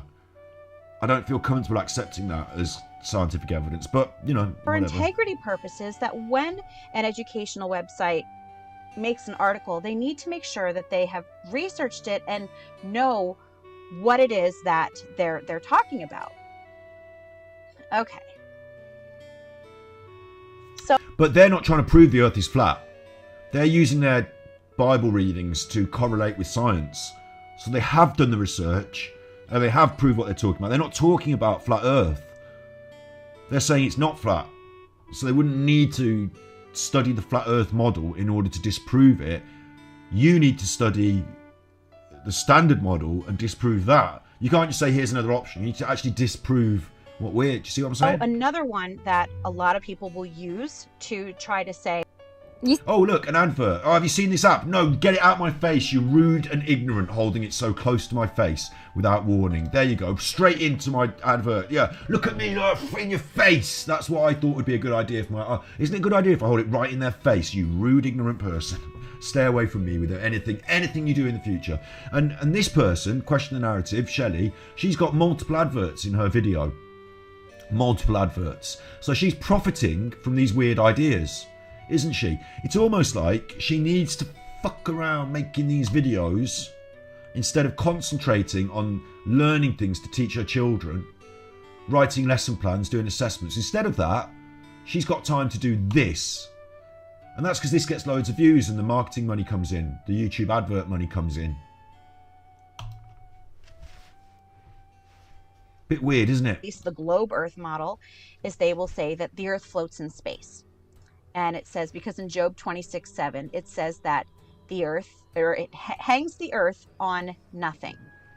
Okay, in Job, it says that it hangs it in nothing. I am not going to start picking all these things apart much further, but I do want to show you some other stuff. Right? I do want to show you some other stuff. Because just means sons of Seth. That's all. This is a bit wild. What that means, because it makes them uncomfortable. And this is one of those instances where, but it tells us the earth is sitting on pillars. Now, some versions of the Bible do say foundation. I know that the New International Version is one of them.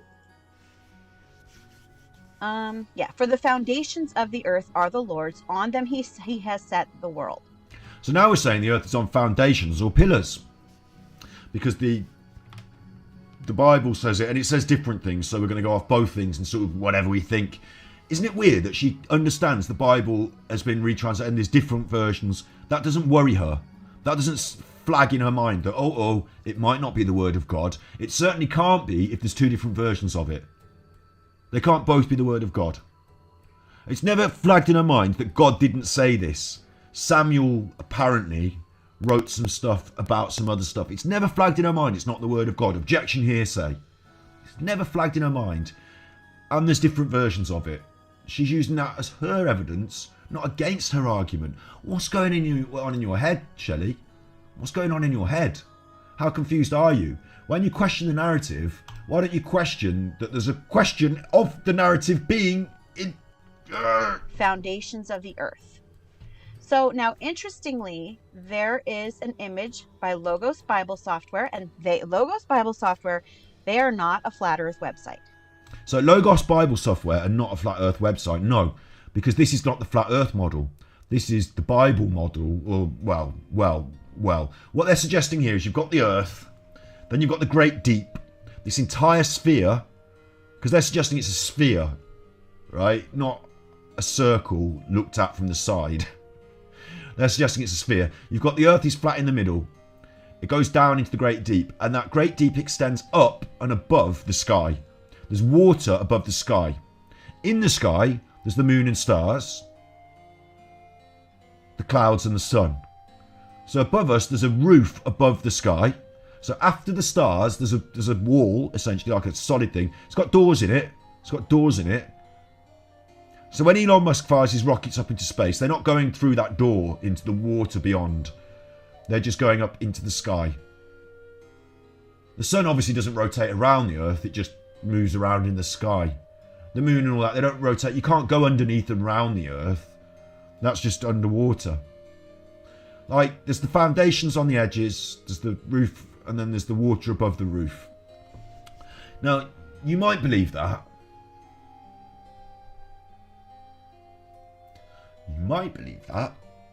That's kind of what it said in the Bible. That's one of the reasons we might think the Bible is not scientifically that accurate.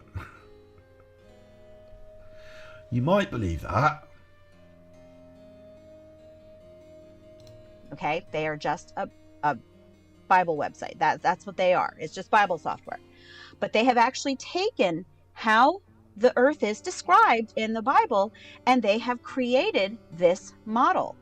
And what you can see is they have the earth setting on the foundations. Where do they get this from? Well, at least one place in particular is from 1 Samuel 2:8. For the foundations of the earth are the Lord's. On them he has set the world. I think, when we're talking about Bible study, here's something you might think, is that it's not supposed to be read like that.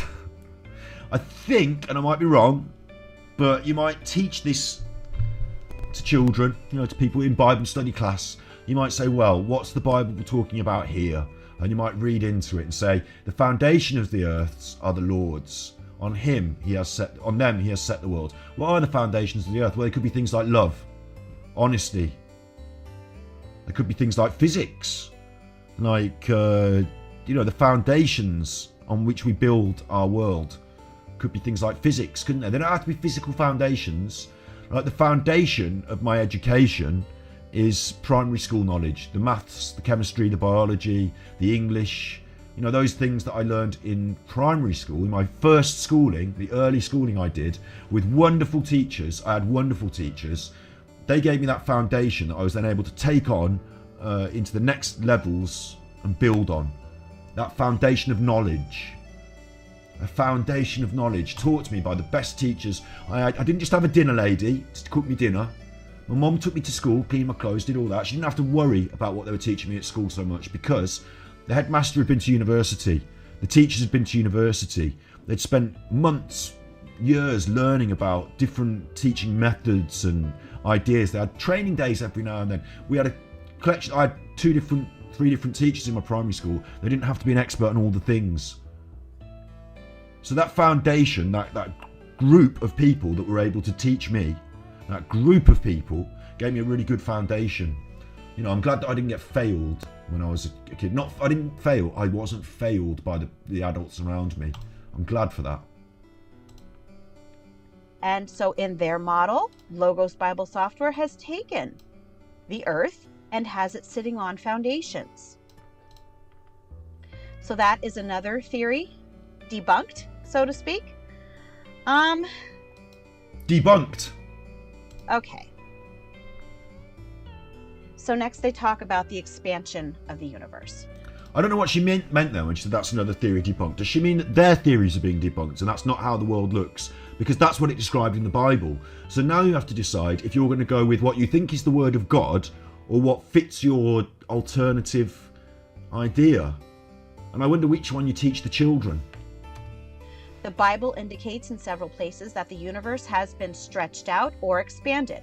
For example, Isaiah 40:22 teaches that God stretches out the heavens like a curtain and spreads them out like a tent to dwell in. Now, from what we've proven today, do you remember earlier on we looked at that debate about whether that one word meant spherical or, you know, it might have meant drawn by a compass. You know, the way words, you know, I haven't got a literal translation for that word because it means to be drawn by a set of compasses in a geometric shape and pattern. It's a concept. I haven't got a word for it. In ancient Aramaic they might have, but, you know, you see that? So now we've got another, all of a sudden now we're talking about God stretches out the heavens like a curtain. Well, he might not have said stretches, mightn't he? Because he definitely didn't say stretches or curtain, because he spoke in ancient Hebrew. So he probably said something, and that's how we've translated it, and that's how someone else has translated from that translation. They translated it into Latin, and then they translated it into Greek, and from that they translated it into English. And it wasn't English we speak now, it was like and then from that they translated it into German at some point, and then eventually we all got hold of it. And like, it's just ridiculous to suggest that that's what Isaiah even taught. And it was Isaiah 40, so it wasn't Isaiah, it was Deutero Isaiah, wasn't it? It was the second coming of Isaiah. So this would suggest, yeah, it would suggest, but it wouldn't. It would only suggest it if you could take it as a starting point, which you definitely categorically can't. Because what we can categorically, 100% from today's episode, what you, Shelley, should take from today's episode is you cannot rely on the Bible. Because the Bible is the word of men, of people with ideas. I want to just show you something else. Random now, I'm now just riffing, okay? Who changed the Bible for political reasons? Because I know Henry VIII wanted to have a divorce, and so he decided he was going to change the bits about the Bible so he could have a divorce. I think that's the rough web of browsing. About the political dimensions of the formation of the King James Bible. This is just a big piece of well-researched literature on the internet that you can find. Look at the size of it. Look at the work cited. You're not doing this, Shelley. You're not doing this. But all this is suggesting is that there were a lot of political reasons why certain things might be put in or taken out or changed or translated in different ways. Political reasons. So the politicians, imagine Donald Trump writes a Bible today. Imagine Joe Biden writes a Bible and they contest who's going to have the best Bible. And Donald Trump says, well, my Bible says the Mexicans can't come in. But Joe Biden says, well, my Bible says love thy neighbour. So who's right? Whoever wins the election writes their Bible and prints it, and the other one gets to chuff off. That's how that happens. So what we've learned today is that you cannot use the Bible in any sort of basis for anything other than sort of stories, bit of reference, not reference as in I can state this as a fact, but well, it talks about a temple in the Bible and we've got one in actual history, so they're probably talking about that. But you know, that's about as far as it goes, isn't it? God said words in the Bible. Well, no, he didn't. God said things to Moses, objection, hearsay. I don't even know what those tablets said. I haven't got a copy of them. I've got a copy of what someone said they said thousands of years later in different languages, retranslated and retranslated. Maybe God didn't say, thou shalt not covet thy neighbour's ass. Maybe God said, thou shalt not covet thy neighbour's crayons, but the words were very similar. And this would suggest that the universe has actually increased in size since its creation. God has stretched it out. He has expanded it. Okay. If you are looking at... Another good point to note here is the way language works. They've said God stretched it out. He has expanded it. Because in our colloquial terminology, in our local speech, we refer to each other in those binary terminologies, but we've seen in the modern world today that you don't have to do that. You could say they, couldn't you? You could say they. God doesn't have to be a man. But this description of God hasn't questioned that. They've just named him as a man. Him, he, them. That's patriarchy in action. That's political. That's a human idea applied to a divine idea, taken for granted and written into the script that hasn't been questioned. Question the narrative. You can't accept this as a jumping off point for anything. At the earth from the scientific worldview, okay? And not just taking what the Bible says from the beginning, but looking at it from a scientific worldview, you would say, oh, well, that fits with the expanding universe. But if you toss but that's physics. out what the scientific worldview has to say, if you toss out what the scientific worldview has to say, then you are the worst homeschooler there has ever been, to the point where you are abusing your children. That's child abuse. Toss out the science. Let's start teaching you. about this, there's something very interesting. You should be able to learn all the science, understand it inside and out, like you take off your socks, know it inside and out, so then you can talk about it in terms and we can have a proper discussion. If you want to prove things about God, if you know all about this science stuff, you can describe it inside and out, then we can talk. If not, you're unaware of things that might prove you wrong. You can't just throw things out. I'm not throwing out all of the Bible. I'm using it to prove it's bullshit. I'm using it. I don't throw it out. Even though you suggest it's spot on, bob on, and I'm saying it's not bob on, it's rubbish. I'm not throwing it out. Do you see what I'm saying? I'm trying to understand it fully so I can then say why it's rubbish. This is the model that we are usually given for the tabernacle. What? Tabernacle in the desert. There are instructions on how to make the tabernacle written in the Bible, and people have tried to make models of it, and the 32:12 makes it clear that this represents a number. I'm going to stop there because she goes on about some weird shit there toward the end. She goes on about some weird shit, and I think I've done enough. An hour and a half. I'll cheer up now. But what a weird thing, eh? What a weird thing for our favourite homeschooler to suggest. Today I'm going to try to speak above my neighbor's TV. I'm hoping that you don't hear it in this video. But I wanted to talk to you about homeschooling a child Adverts. who hates math. My question here is, do you see that? She got a video effect for the edit. She had, what a weird choice for an editing effect as well. Why would you not just want a jump cut? Why would you want that weird, like, 50s TV editing effect? It's a bit disturbing on the eye. It's a bit distorting on the eye. It doesn't fit your presentation style. It's just a weird choice.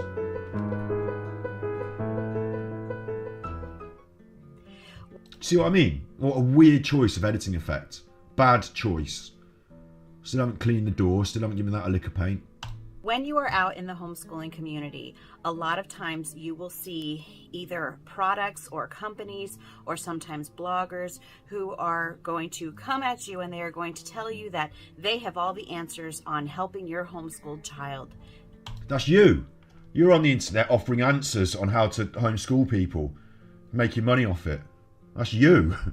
And also, before we get into this, and I'm not going to go deep into this, I'm just using it at the end here. Homeschooling a child who hates math is a terrible thing to write because your child will watch this and think she's talking about me. I hate math. If you are giving a child the idea they hate math, they're not very good at mathematics.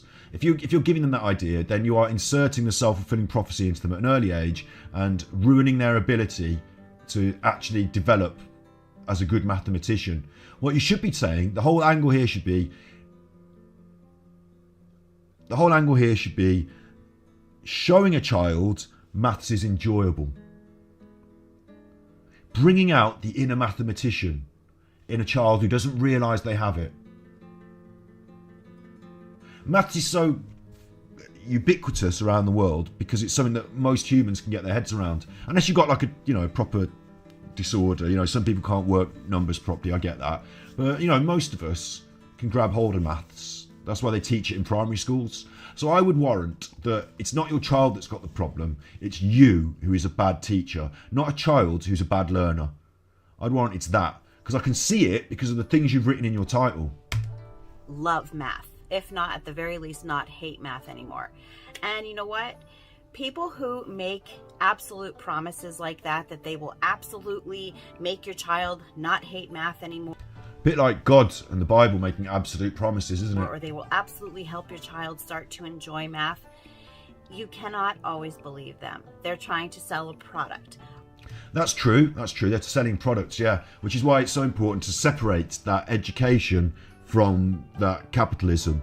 So maybe sending them to the local school that's not making a profit off your child. I don't know, American system might be different from the UK, but as long as it's not a profit-based, while you're working your homeschool, you've lost because you're having to buy all that shit, aren't you? You're having to buy that shit. But it's also important to note that if they're making these promises and they've got such a success, such a high success rate, and you're not able to make it work, maybe it's you. Maybe it's you. Try to share some realistic tips on how to help make math more tolerable to your children who really don't like it very much. I wonder if she likes math.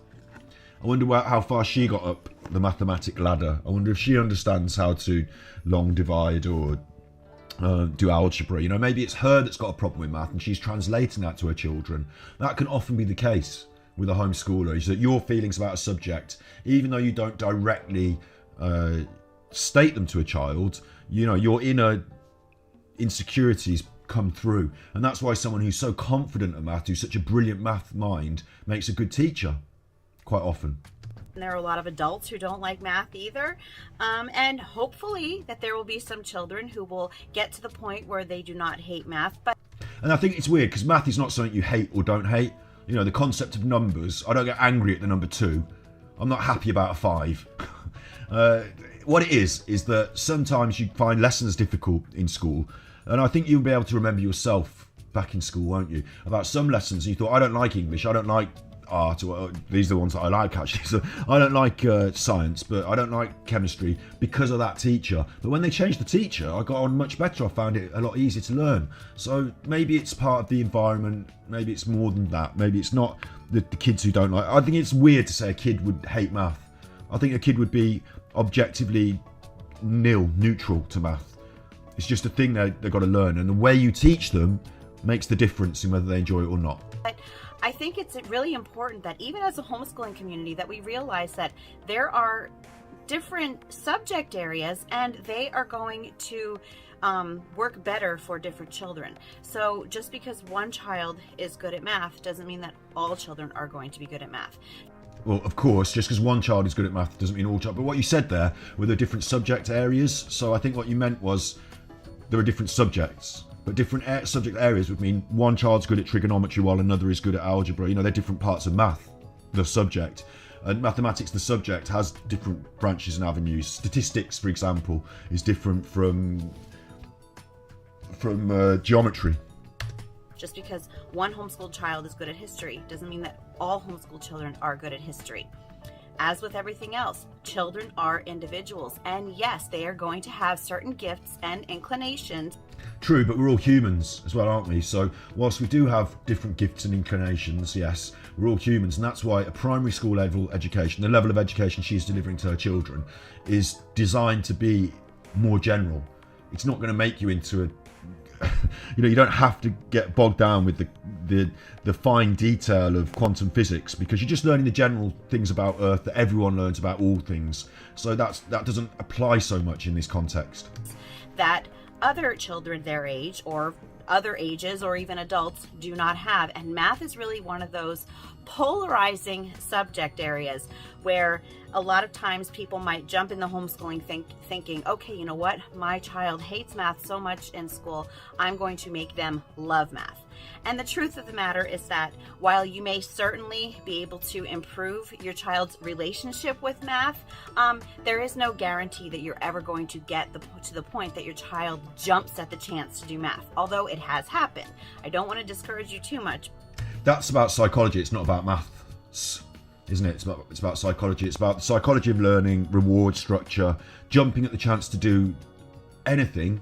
Whether, like, okay, riding a bike might be more fun, but for me, I don't really enjoy riding a bike. So if you want me to ride a bike, you're going to have to give me some incentive. And it's the way you incentivize things. It's the way you don't just take it for granted that you're doing X, Y, Z, so we're doing it. It's the way you learn about that deep psychology behind childhood development, incentivization, and the way you, like, here's a funny example.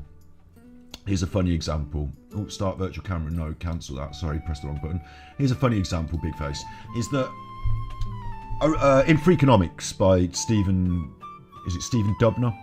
By Dubner. In Freakonomics, there's an example where this guy's getting his young child to learn to use the potty. And she, go for a wee on the potty, please. It's a problem. But if you do it, I'll give you some M&Ms. So she does a wee on the potty, she gets some M&Ms. She's happy. It's an incentive. So now we've got our incentive. It works, obviously, because she's gone for a wee on the potty. But then all of a sudden, a week later, she's gone for a wee on the potty, she got her M&Ms, and then 10 minutes later, it's Daddy, I need a wee. And she does another wee on the potty, so I better give her some M&Ms because that's the incentive. And then 10 minutes later, Daddy, I need another wee. Hang on, how can you need another wee? You've just done 2. You can't be doing 3 wees an hour. Have you got a problem in your bladder? No. What it was she taught herself to go for a little wee and then stop, so she could eat her M&Ms and then get more M&Ms. She's gaming the system, because simple things like I give you an incentive aren't simple. Studying human psychology, sociology, behaviour, studying these things is different from mathematics. It's not black and white. So you might think you're doing one thing, but actually you're doing another. It's complex, and that's where groups of people that don't have to do every role, you don't have to be the dinner lady and the caregiver and the person that teaches them the maths and the geography teacher, it doesn't have to be like that. If you've got a problem, we said before, students might have a problem with the teacher, not the subject. Well, if one of your students, your children, has got a problem with you, the teacher, with your teacher's out, and they can't escape, they've got that for the rest of their life. And you said it's different strokes for different folks. Some people might just get on with a different kind of teacher. Well, you don't have those different teachers, it's just you. So you better damn well hope that they get on with your style, because otherwise it's all for nothing. It's a bit weird, isn't it, the whole homeschooling? But yeah, I always say I'm about being realistic. But again, I just want to share some tips that I have used with my own children, because I have some children who will tell you that math is their favorite subject, and I will have other children who will cry even still, when they are doing their math lessons. And that sounds a bit fucked up, that you're teaching the math lessons and they're crying. And this is where I think the homeschooling thing's a huge problem, because if I'm with my caregiver is being the disciplinarian, my caregiver is fulfilling the role of teacher, and I'm crying, and my caregiver is not going to fulfill the role of caregiver while I'm crying. It's a real conflict. The child doesn't know, well, this is homeschool, so it's going like this. The child doesn't know why this is, why won't you help me when I'm crying? On that emotional level, because I'm being the teacher. Well, I'd rather go to school then, where my teachers don't make me cry, and when I cry, I can cry to my mom. I'd rather that than ruin the relationship with both by combining them. Seems awful. And to say that she sat through that process while a child's crying, and seems a bit horrible. And of course, you've got different kids at different ages, so they are going to enjoy mathematics differently, because they're doing different things. They're not all doing the same. Maybe when you get to that one lesson, they all have the same problem. I don't know. And I just want to go over some ways to help you avoid that, which unfortunately it is inevitable that it's going to happen sometimes. But the first way is to keep your math lessons short. I know a lot of times the math lessons that you're given. I'm sure you enjoy short lessons, don't you? I'm sure you enjoy short lessons, but that's not the tips. That's not how it works. In school, you don't say, right, they're not doing so well at this. I can just do it for half the time then. You know, I get what you're saying, little bursts, but no. Because if you do keep them short, then you can't really get anywhere.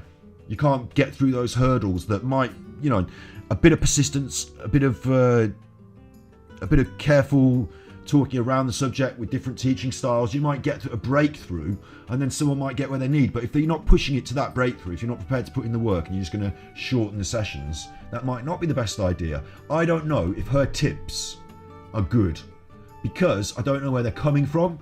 I don't know whether they're well researched. I don't know whether they've taken two groups of students and one group does shorter tasks and one group does longer tasks, and we discover. I don't know if that's a fact.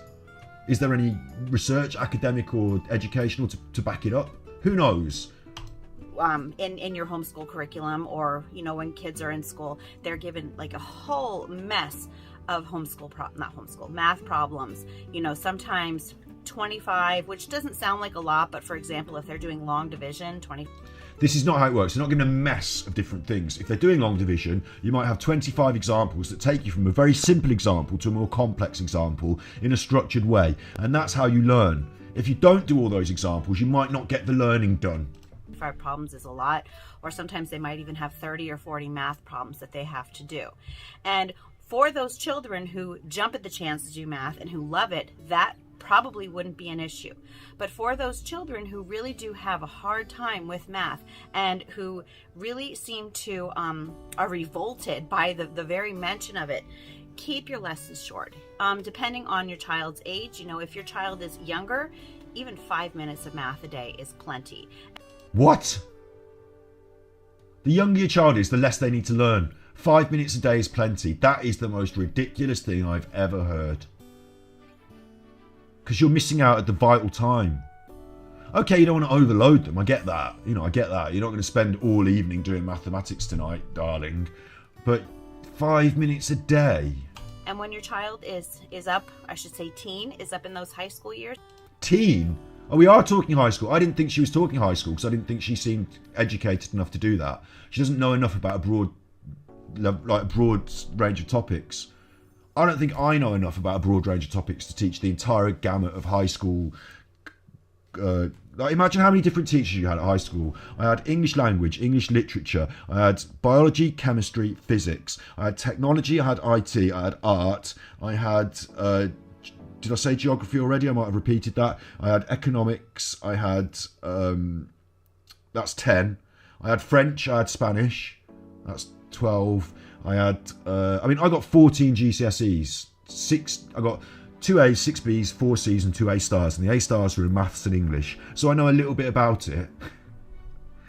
You know, I had such a range. And then we had PE, you know, physical education.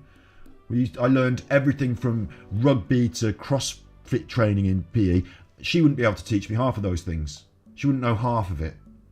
That list that I've just given you, she wouldn't know half of it. You can't, I can't, no one can. Those people went to university and studied to become a geography teacher, a science teacher, not just a science, a physics teacher, a biology teacher, a chemistry teacher. And then they spent their time detailing specific lessons. You know, I don't think it's fair to teach your kids a high school syllabus on your own at home. And how can you if you're also teaching the primary school kids and you're also teaching the other kids? How can you do all of it at once? Sometimes even 15 to 20 minutes of math is enough for them. Oh, that's how? Because you only do 5-minute lessons. The important thing is that your child is understanding what they are doing. They are retaining what they are doing. If they are spending so much time complaining because their math is taking them so long, you can be sure that they are not going to remember what they're doing. They're not going to want to remember what they're doing. They just want to drive through it and get on to the next lesson. But that's because you're showing them the lessons are short and can be thrown away if you don't. You know, your attitude to it is, oh, well, fuck it then, let's move on to the next thing. So they think, if I just put up a fuss, they're learning that if they don't have to try at the hard subjects. Because if they kick up a fuss and get angry and moody, throw a tantrum, you'll move on to the next thing because you can't take it. So that's what they're training you to not teach the maths. The kids are training you to not teach the maths. They're teaching you that, oh, I don't like it, you don't do it. They've got you under the thumb. What a fool. So the second tip that I have for you is that it's okay to repeat the same math lesson. A lot of homeschoolers just have this. She's getting confused there, because what we used to do at school is they'd teach us something at school, then they'd give you it to take home, and that repeating the same lesson was my dad teaching it me later at home if I didn't get it. It was the homework. It was, I couldn't manage the homework. They check that you've learned it by making you do the homework, and if you come back and you haven't done the homework, right, we'll mark that one down, we need to work on that with you. But you can't do that because all your work is homework, so it's madness, isn't it? It's pure madness. Affinity for finishing curriculum by a certain time, by the end of the year or by a certain month. And you know what? Sometimes that just isn't going to be possible, at least if you do want your child to understand what they're doing. So if you are a box checker, you might feel like you need to go ahead and do a new lesson every single day with your child in math, but sometimes that's not really the best thing that you should be doing. There's another problem that she's failing to outline here, is that time management is important. If you want to teach a child all the necessary stuff over the years, you're going to have to outline it in lesson plans, break it down bit by bit. You can't just say, well, you didn't do it today, we'll do it tomorrow. Mañana. Because when they get to a certain age, they're either going to know it or they're not, and it's going to be too late. You can't say, well, your schooling took a lot longer because you never really liked math, so we're going to be here till you're 22. No, the lesson plan goes, and if you don't get it in time, you've got a problem. It gets flagged at school. You're not keeping up with this. Keeping up. Have you heard that phrase? You remember school. I didn't keep up with everything. I remember some lessons that I couldn't keep up with. Spanish, I had real trouble learning the language. Just found it difficult. Couldn't keep up with it. French, I was not so good at my languages. Couldn't keep up as well. It was flagged. I had to do extra lessons. I had to do extra homework to try and keep up. That helped me to keep up. But eventually, I abandoned French and I abandoned Spanish when I got to specialise more. So fine, I got through it eventually. But there's another point to make with here. Your child in math, but sometimes that's not really the best thing that you should be doing. Sometimes you really do need to repeat the same lesson until your child is comfortable doing it. Is that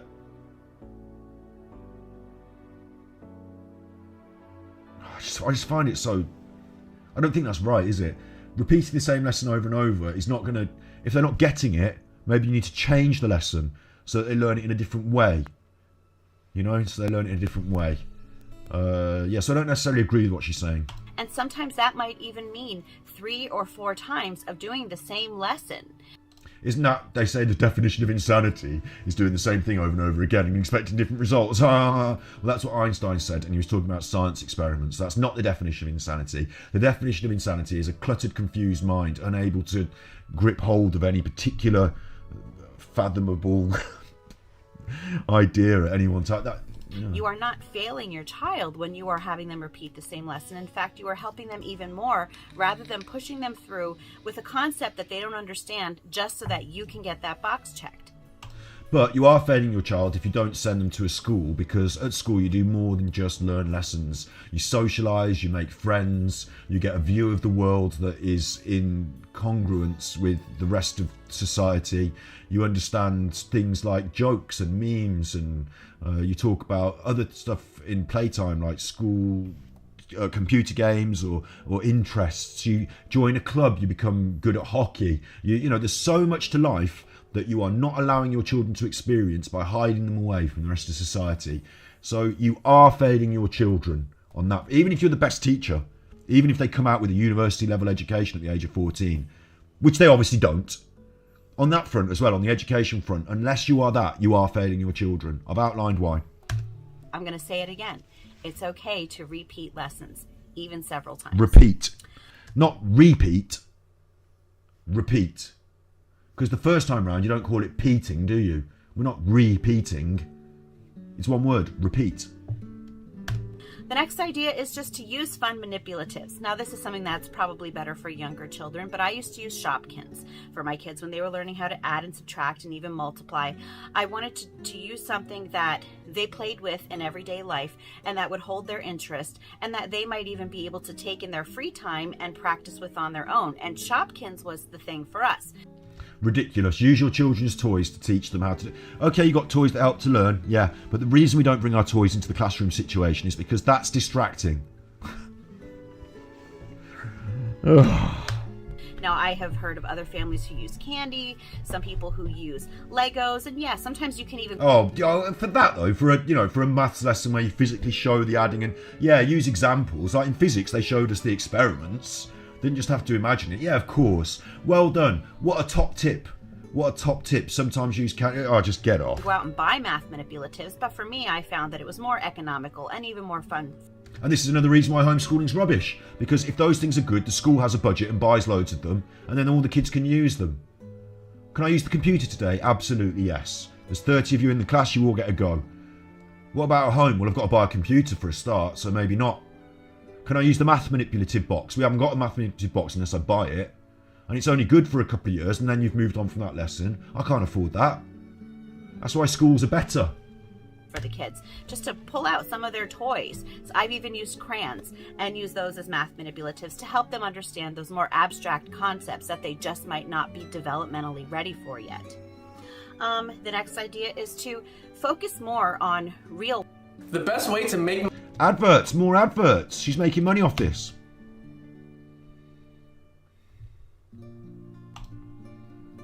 Think about how you can teach your children to use money, to weigh things at the grocery store, to balance a checkbook, depending... I mean, that's not a tip, is it?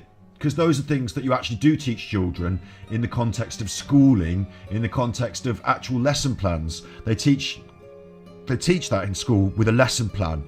Things like weights and measures are part of mathematics. Things like money management are parts of personal social education. So you don't just have to randomly, how can we use this to, it's just ridiculous. On their age.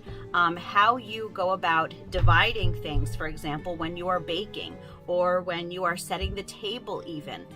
Always take a look around you and see how you are actually using math in your everyday life that you might not even think about. Like using it to determine the shape of the earth. Or things like that, like your GPS. But point these ways out to your children. And also, if you're not that smart, if you're not that, because I'm not a maths professor, but I knew one, because I went to school and he taught me, he was always using maths about all sorts of stuff. I remember once, my maths professor had a thing out on his desk, and I'm like, what are you doing? And he was working out the statistical probability of something to do with football. And we were like, oh, all right, yeah, I like football. Like how many goals per match, or because he's interested in statistics, because that's his brain, that's how he works. She's not doing that. She's not doing her own studies into statistics in her free time. She doesn't have the passion nor the free time. So that's why teachers are better, is they can do those things that your average parent can't. And your average parent can't think up all of the things. But the teachers together put them all together and they've got it all there. It is going to help them make the connection that math isn't something that is just supposed to make them miserable sitting at a desk doing in front of a textbook or in front of a computer. Math is really something that they are going to use in everyday life, and it is going to be helpful if they have a good knowledge of how to get those basics. See, she's missing another point there, which is the reason we teach young children mathematics at that young age is... There's a number of reasons. One is about the way the developmental brain works. When you're a very young child, you can't speak, can you? You're born and you can't even speak. You have to learn to speak. You go through a process called babbling. And then from that process, originally you start to learn object permanence, that objects exist when you don't see them. Where's my daddy gone? He doesn't exist anymore. Now he's here. He exists. You learn object permanence, you go through babbling, you then are able to attach concepts to words, you're able to form the words, so there's a physical thing. There's so much involved in learning to speak. After that, you're then ready to learn the concept of numbers. You start to realise that 1, 2, 3, many. You learn concepts of numbers, you start to apply. Then they teach you when you're a very young kid, you get those little books. Do you remember those little books? 1 teddy, 2 cats, 3 dogs, all that. You start to learn at that very young age, and that's because your brain is forming in such a way that that's the right time to develop these concepts. What was she saying? Helpful if they have a good knowledge of how to get those basics. Yeah, and learning these fundamental concepts, it doesn't feel like when you're teaching a child to count, I'm teaching it maths today. Today's half an hour of maths. Here's the counting book. No, you just reading. I've got a friend who's got a baby. We're doing the babbling at the moment. Say dada, say dada. I don't get my book, my notes about learning to talk out. do I? Although I do, because I'm like that. I've been doing research into it because I'm like that. And I did learn it when I studied English language at school. So, but you do, these are sort of common natural things. They're the underpinning things that the kids take with them into school. I know how to speak, I know what numbers are. And then the school teaches them these other concepts. In the primary school, we start to teach them these basic concepts, which go on to become things like physics. Physics has got equations behind it. Equations. So it's not just you learn this so you can use it in later life, so that when you're at the supermarket, you know how much your beer costs. That's not what it is. It's because if you don't understand this, you can't then understand. You can't then say. I'm trying to think of a physics equation off the top of my head. Potential energy equals. I just want to show you a basic physics equation.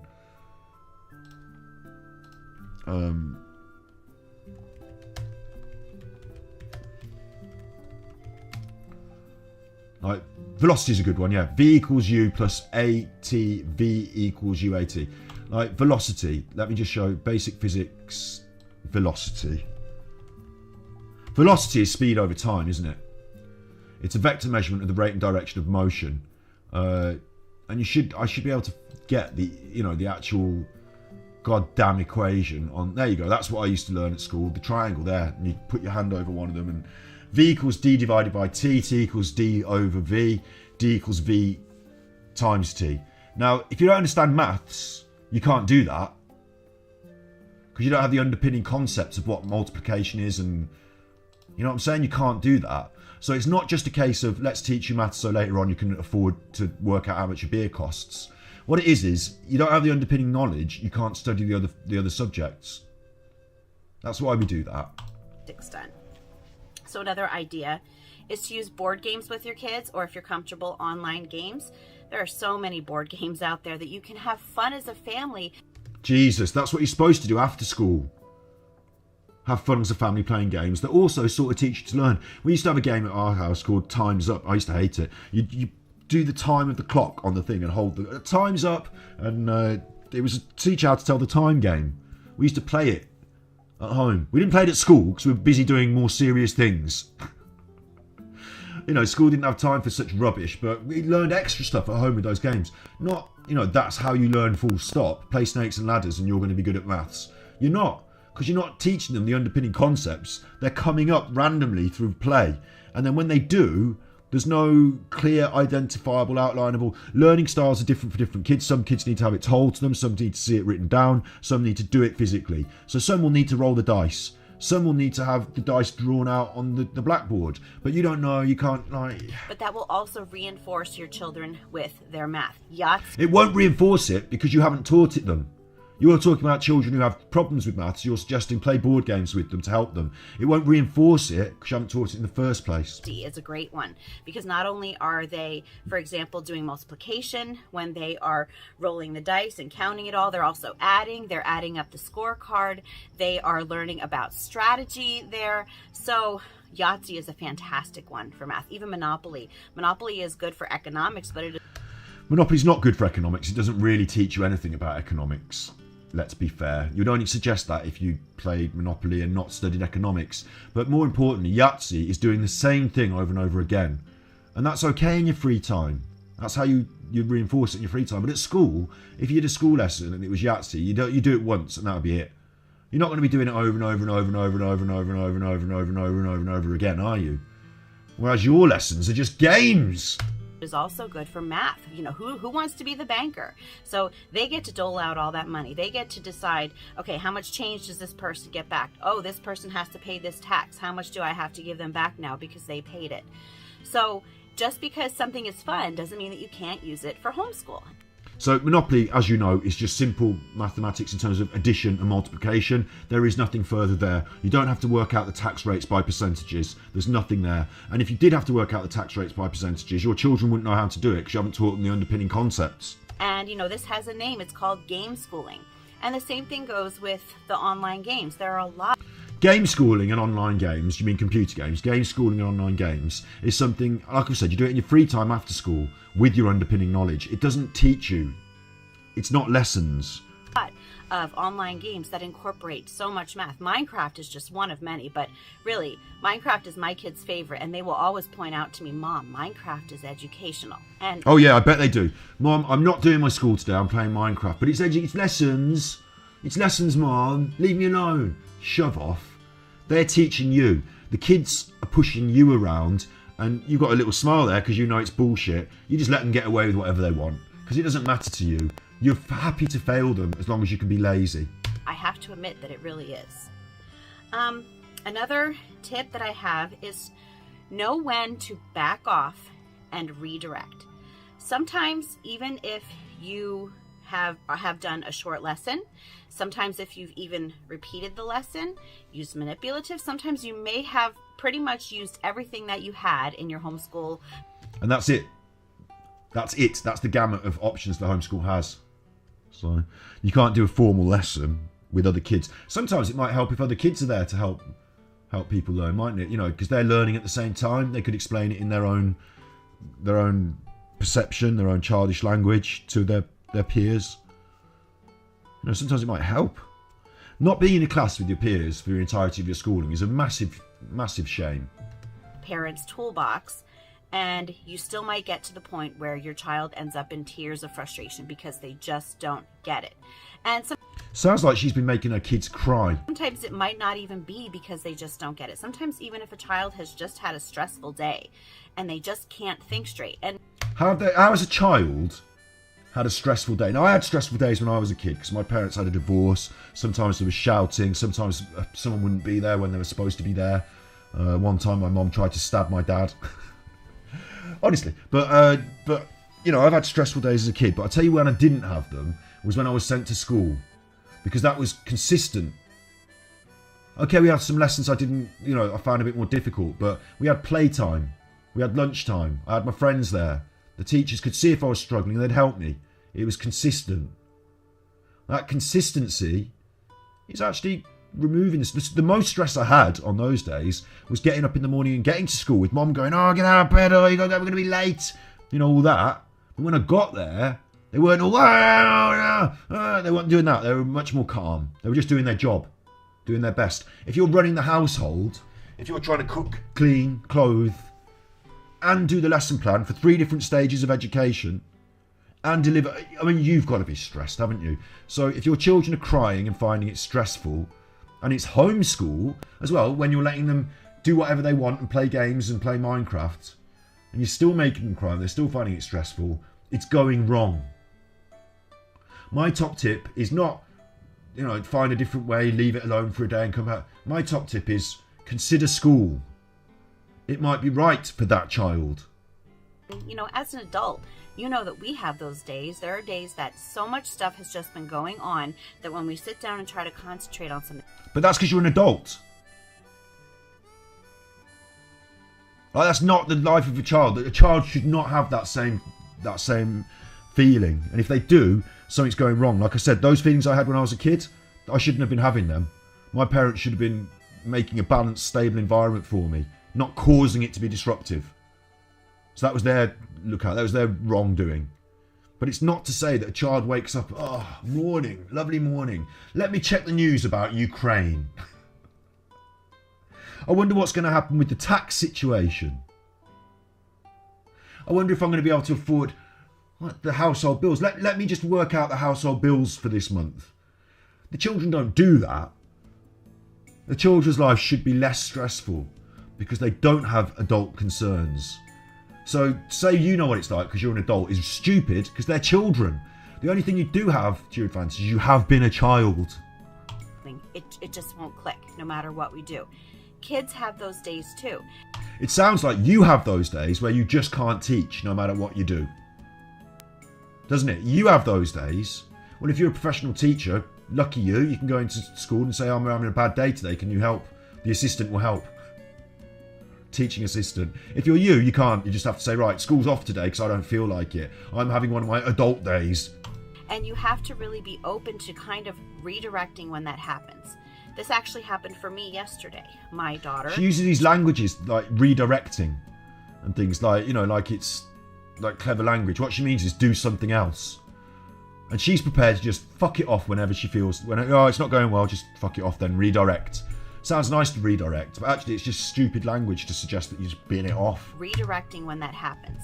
This actually happened for me yesterday. My daughter, it had been her third day of doing this lesson, and she was doing well the second day. She was really getting a good grasp on it, but she asked me, hey mom, I'm going to do this for a third day, but this time I don't want you to help me at all. So I said, okay. So I backed away and I was ready to not help her at all. But she had a lot of stuff going on earlier in that day. And as she was sitting there trying to figure it all out, and I even did... A lot of stuff going on. A lot of stuff going on earlier that day. What stuff? A lot of TikToks to watch. Yeah? Try to step in and help her. She just admitted to me that she was so stressed out from everything else that had happened earlier in the day. She couldn't think. And she did get very upset. And that was when I said to her, you know what? Why don't we put your math lesson aside? This is where, again, a school environment is good because you don't have that, like whatever happened that morning, it's different at school, it's more consistent. And so you've got that quiet room where all the other kids are being quiet, the teacher's there to help.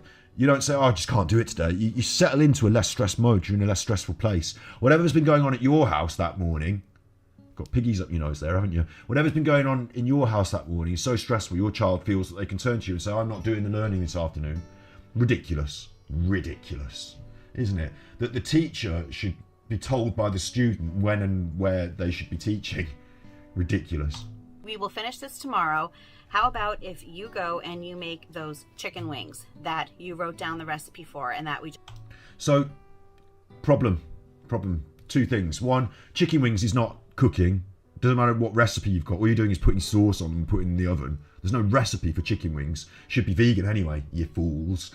But you can't say to somebody at school, okay, don't worry, just do it tomorrow then. Because tomorrow comes and you've got tomorrow's lessons to do. So now your child is a day behind. Every day you do that adds up. Your children are months behind. They're months behind the other kids at schools. They can never catch that up. You're failing your children who are going to have, not just a second-rate education, but they're going to miss great chunks entirely. Just got all the ingredients for. Why don't you go make dinner? That can be, your homeschool lesson in place. So she's going to make dinner so you don't have to. Of math today. And so that's what she did, and it lifted her spirits. She was still able to do something, not only educational, but something practical and useful.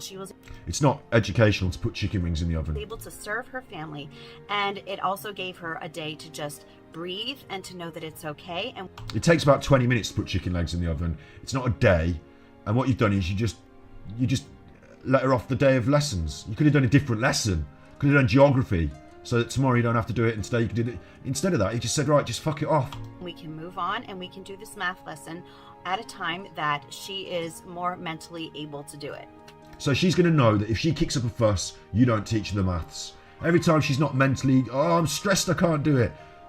What a weird house. If I told my dad I was feeling stressed so I can't, it'd go over his head. He'd be like, what are you on about? Get on with it. Another tip that I have is don't do teachable moment overkill. Does that make sense? So a lot of times we homeschooling parents are so into those teachable moments because we want to. And I say that all the time, the life is education. So everything that you see around you, you are learning from. And I think that sometimes we can really take that to an entirely different... No. She's got that wrong. She's got that wrong. Life is not an education. Everything you see, you learn from. Because if that were the case, if that were the way we worked here, we wouldn't have schools. We'd have the University of Life, and you just go out there, wouldn't you? You just go out there into life and just learn things. You wouldn't have a school. You'd have the University of Life, the School of Hard Knocks, and the kindergarten of getting the shit kicked out of you. That's what I went to. That's a Blackadder joke. You wouldn't have it though. It doesn't make sense because you wouldn't need a school. In fact, you need a school to make sense of the life. Otherwise, you fall into traps like flat earth and the Bible. You need a school to make sense of the life. You need the education to make sense of the world. It's not that the world implicitly teaches you these things. Physics is not transferred just by looking at the stars. It's not like that. That's why we have curriculums, lesson plans. It's why we have learning styles. It's why we spend a lot of time and effort on education. It's why we have schools that can take the pressure off the parents. It's why you're not a good teacher. Level, and we can go overboard with it. And I saw a really good example of this. It was several years ago, and it wasn't even a homeschool mom. It was just a mom whose daughter was in a traditional school, but she was helping out at Awana, and so all of the kids who were coming through buying stuff with their little Awana dollars, even the younger kids, she would have them, counting out how much money they had. I don't know what Awana is, but this is really specific. So if this woman and her child watches this, they'll know who they are. And how much each of their items cost and how much change they should get back. And some of the kids were all for that. But for other kids, I could see that they were tired. They had been in school all day, and then they came home, and then they went to Awana, and now... What is Awana?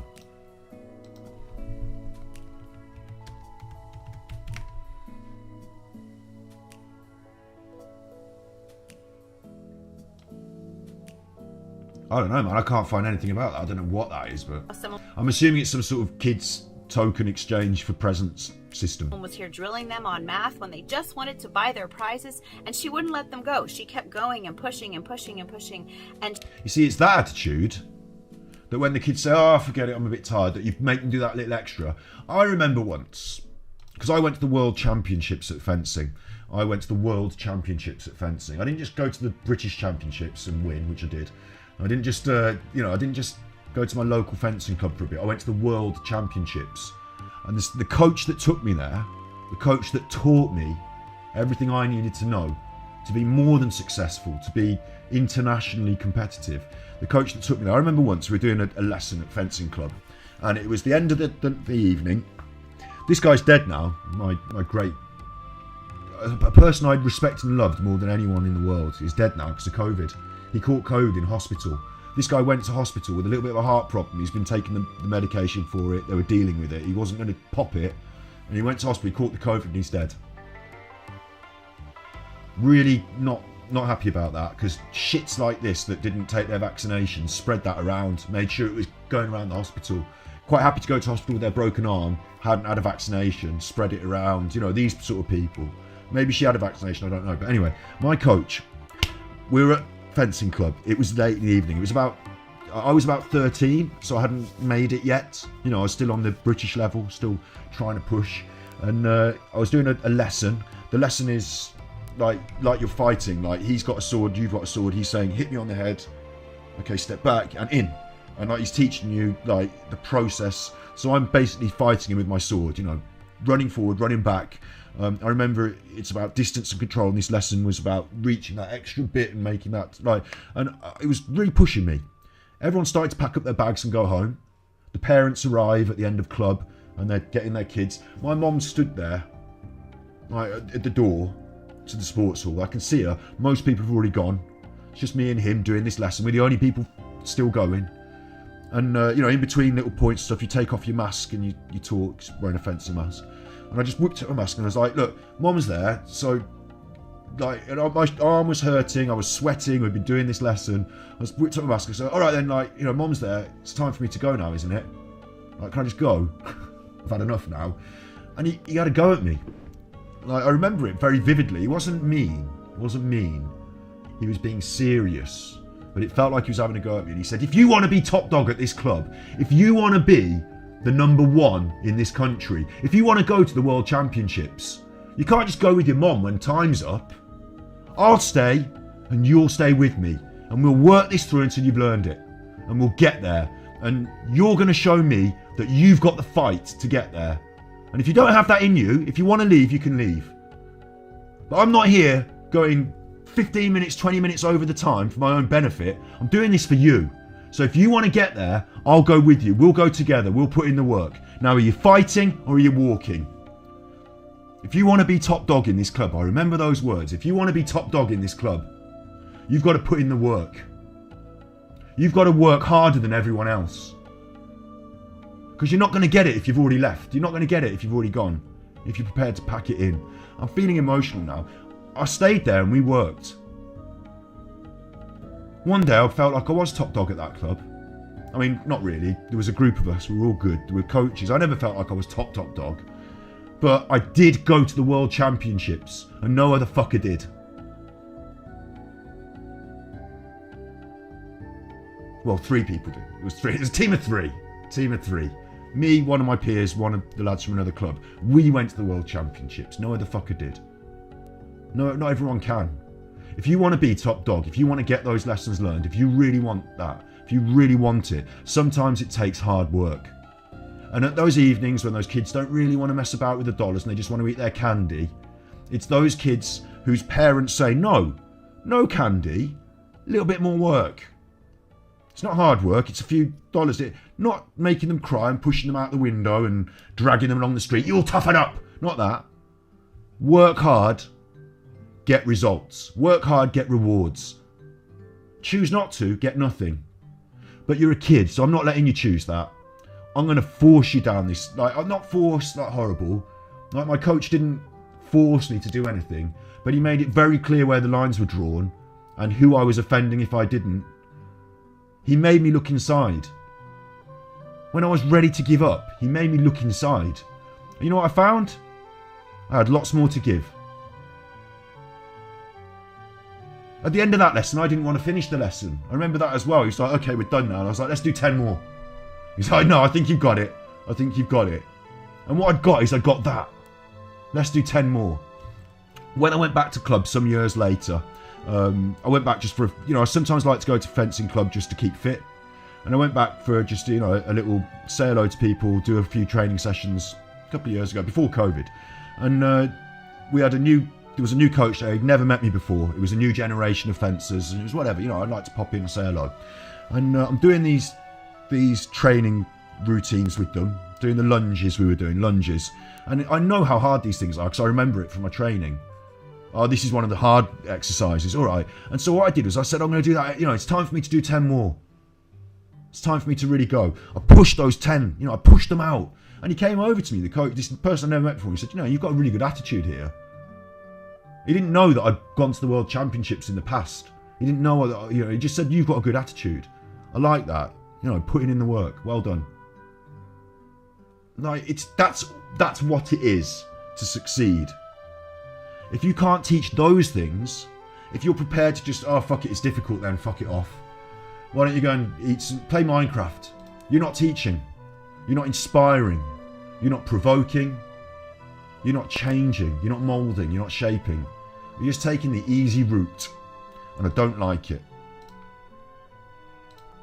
She would not let them get what it was that they needed until they could give her an answer. And I wanted to tell her, just stop.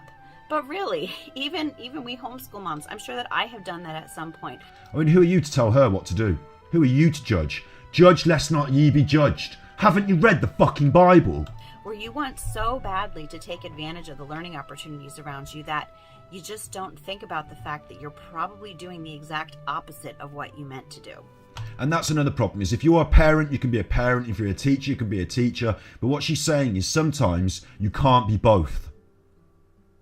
Sometimes the instinct to teach overrides the instinct to parent. She's got the opposite problem. Her kids are crying in their maths class and she's not being a mother to them. You can't be both. Another idea that I wanted to share with you is that your child's grade levels are less important than their retention. This is something that's really important in math. Your child does not... Another advert, right? That's where I'm stopping it because I'm not putting up with all her adverts. 3 adverts is enough. But she said that it's not important whether your child gets good grades. It's important whether they know the stuff. But the problem with what she said there is that getting good grades is the method of proving they know the stuff. It's the regurgitation of the information in the exam that proves you know it. That's how we learn whether you've learned. So you don't know if they know it until they show you they know it.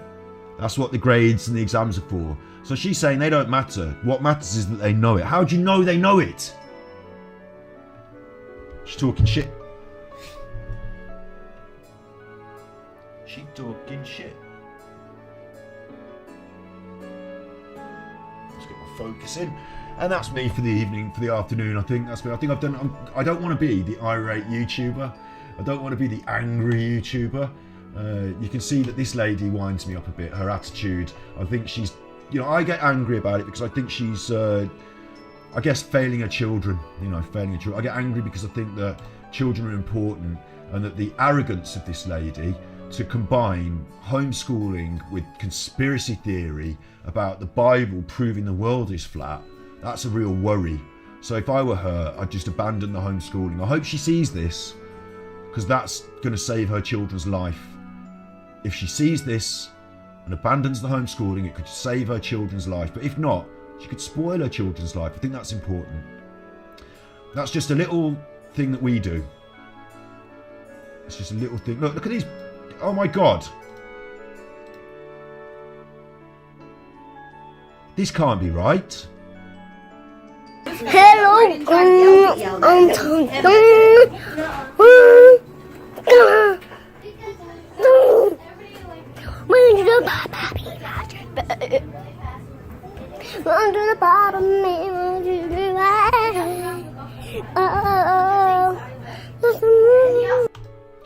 Is that the homeschool taking place? Because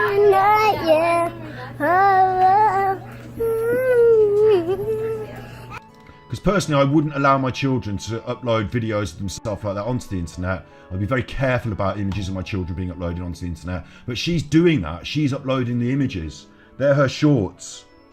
They're her shorts. My daughter never saw a vending machine before. You can tell we don't get out much because Summer's all excited about a vending machine. See, she's lacking the basic human socialisation. This is evidence that she's not being raised correctly. Never seen one before. You never saw a vending machine before, Summer?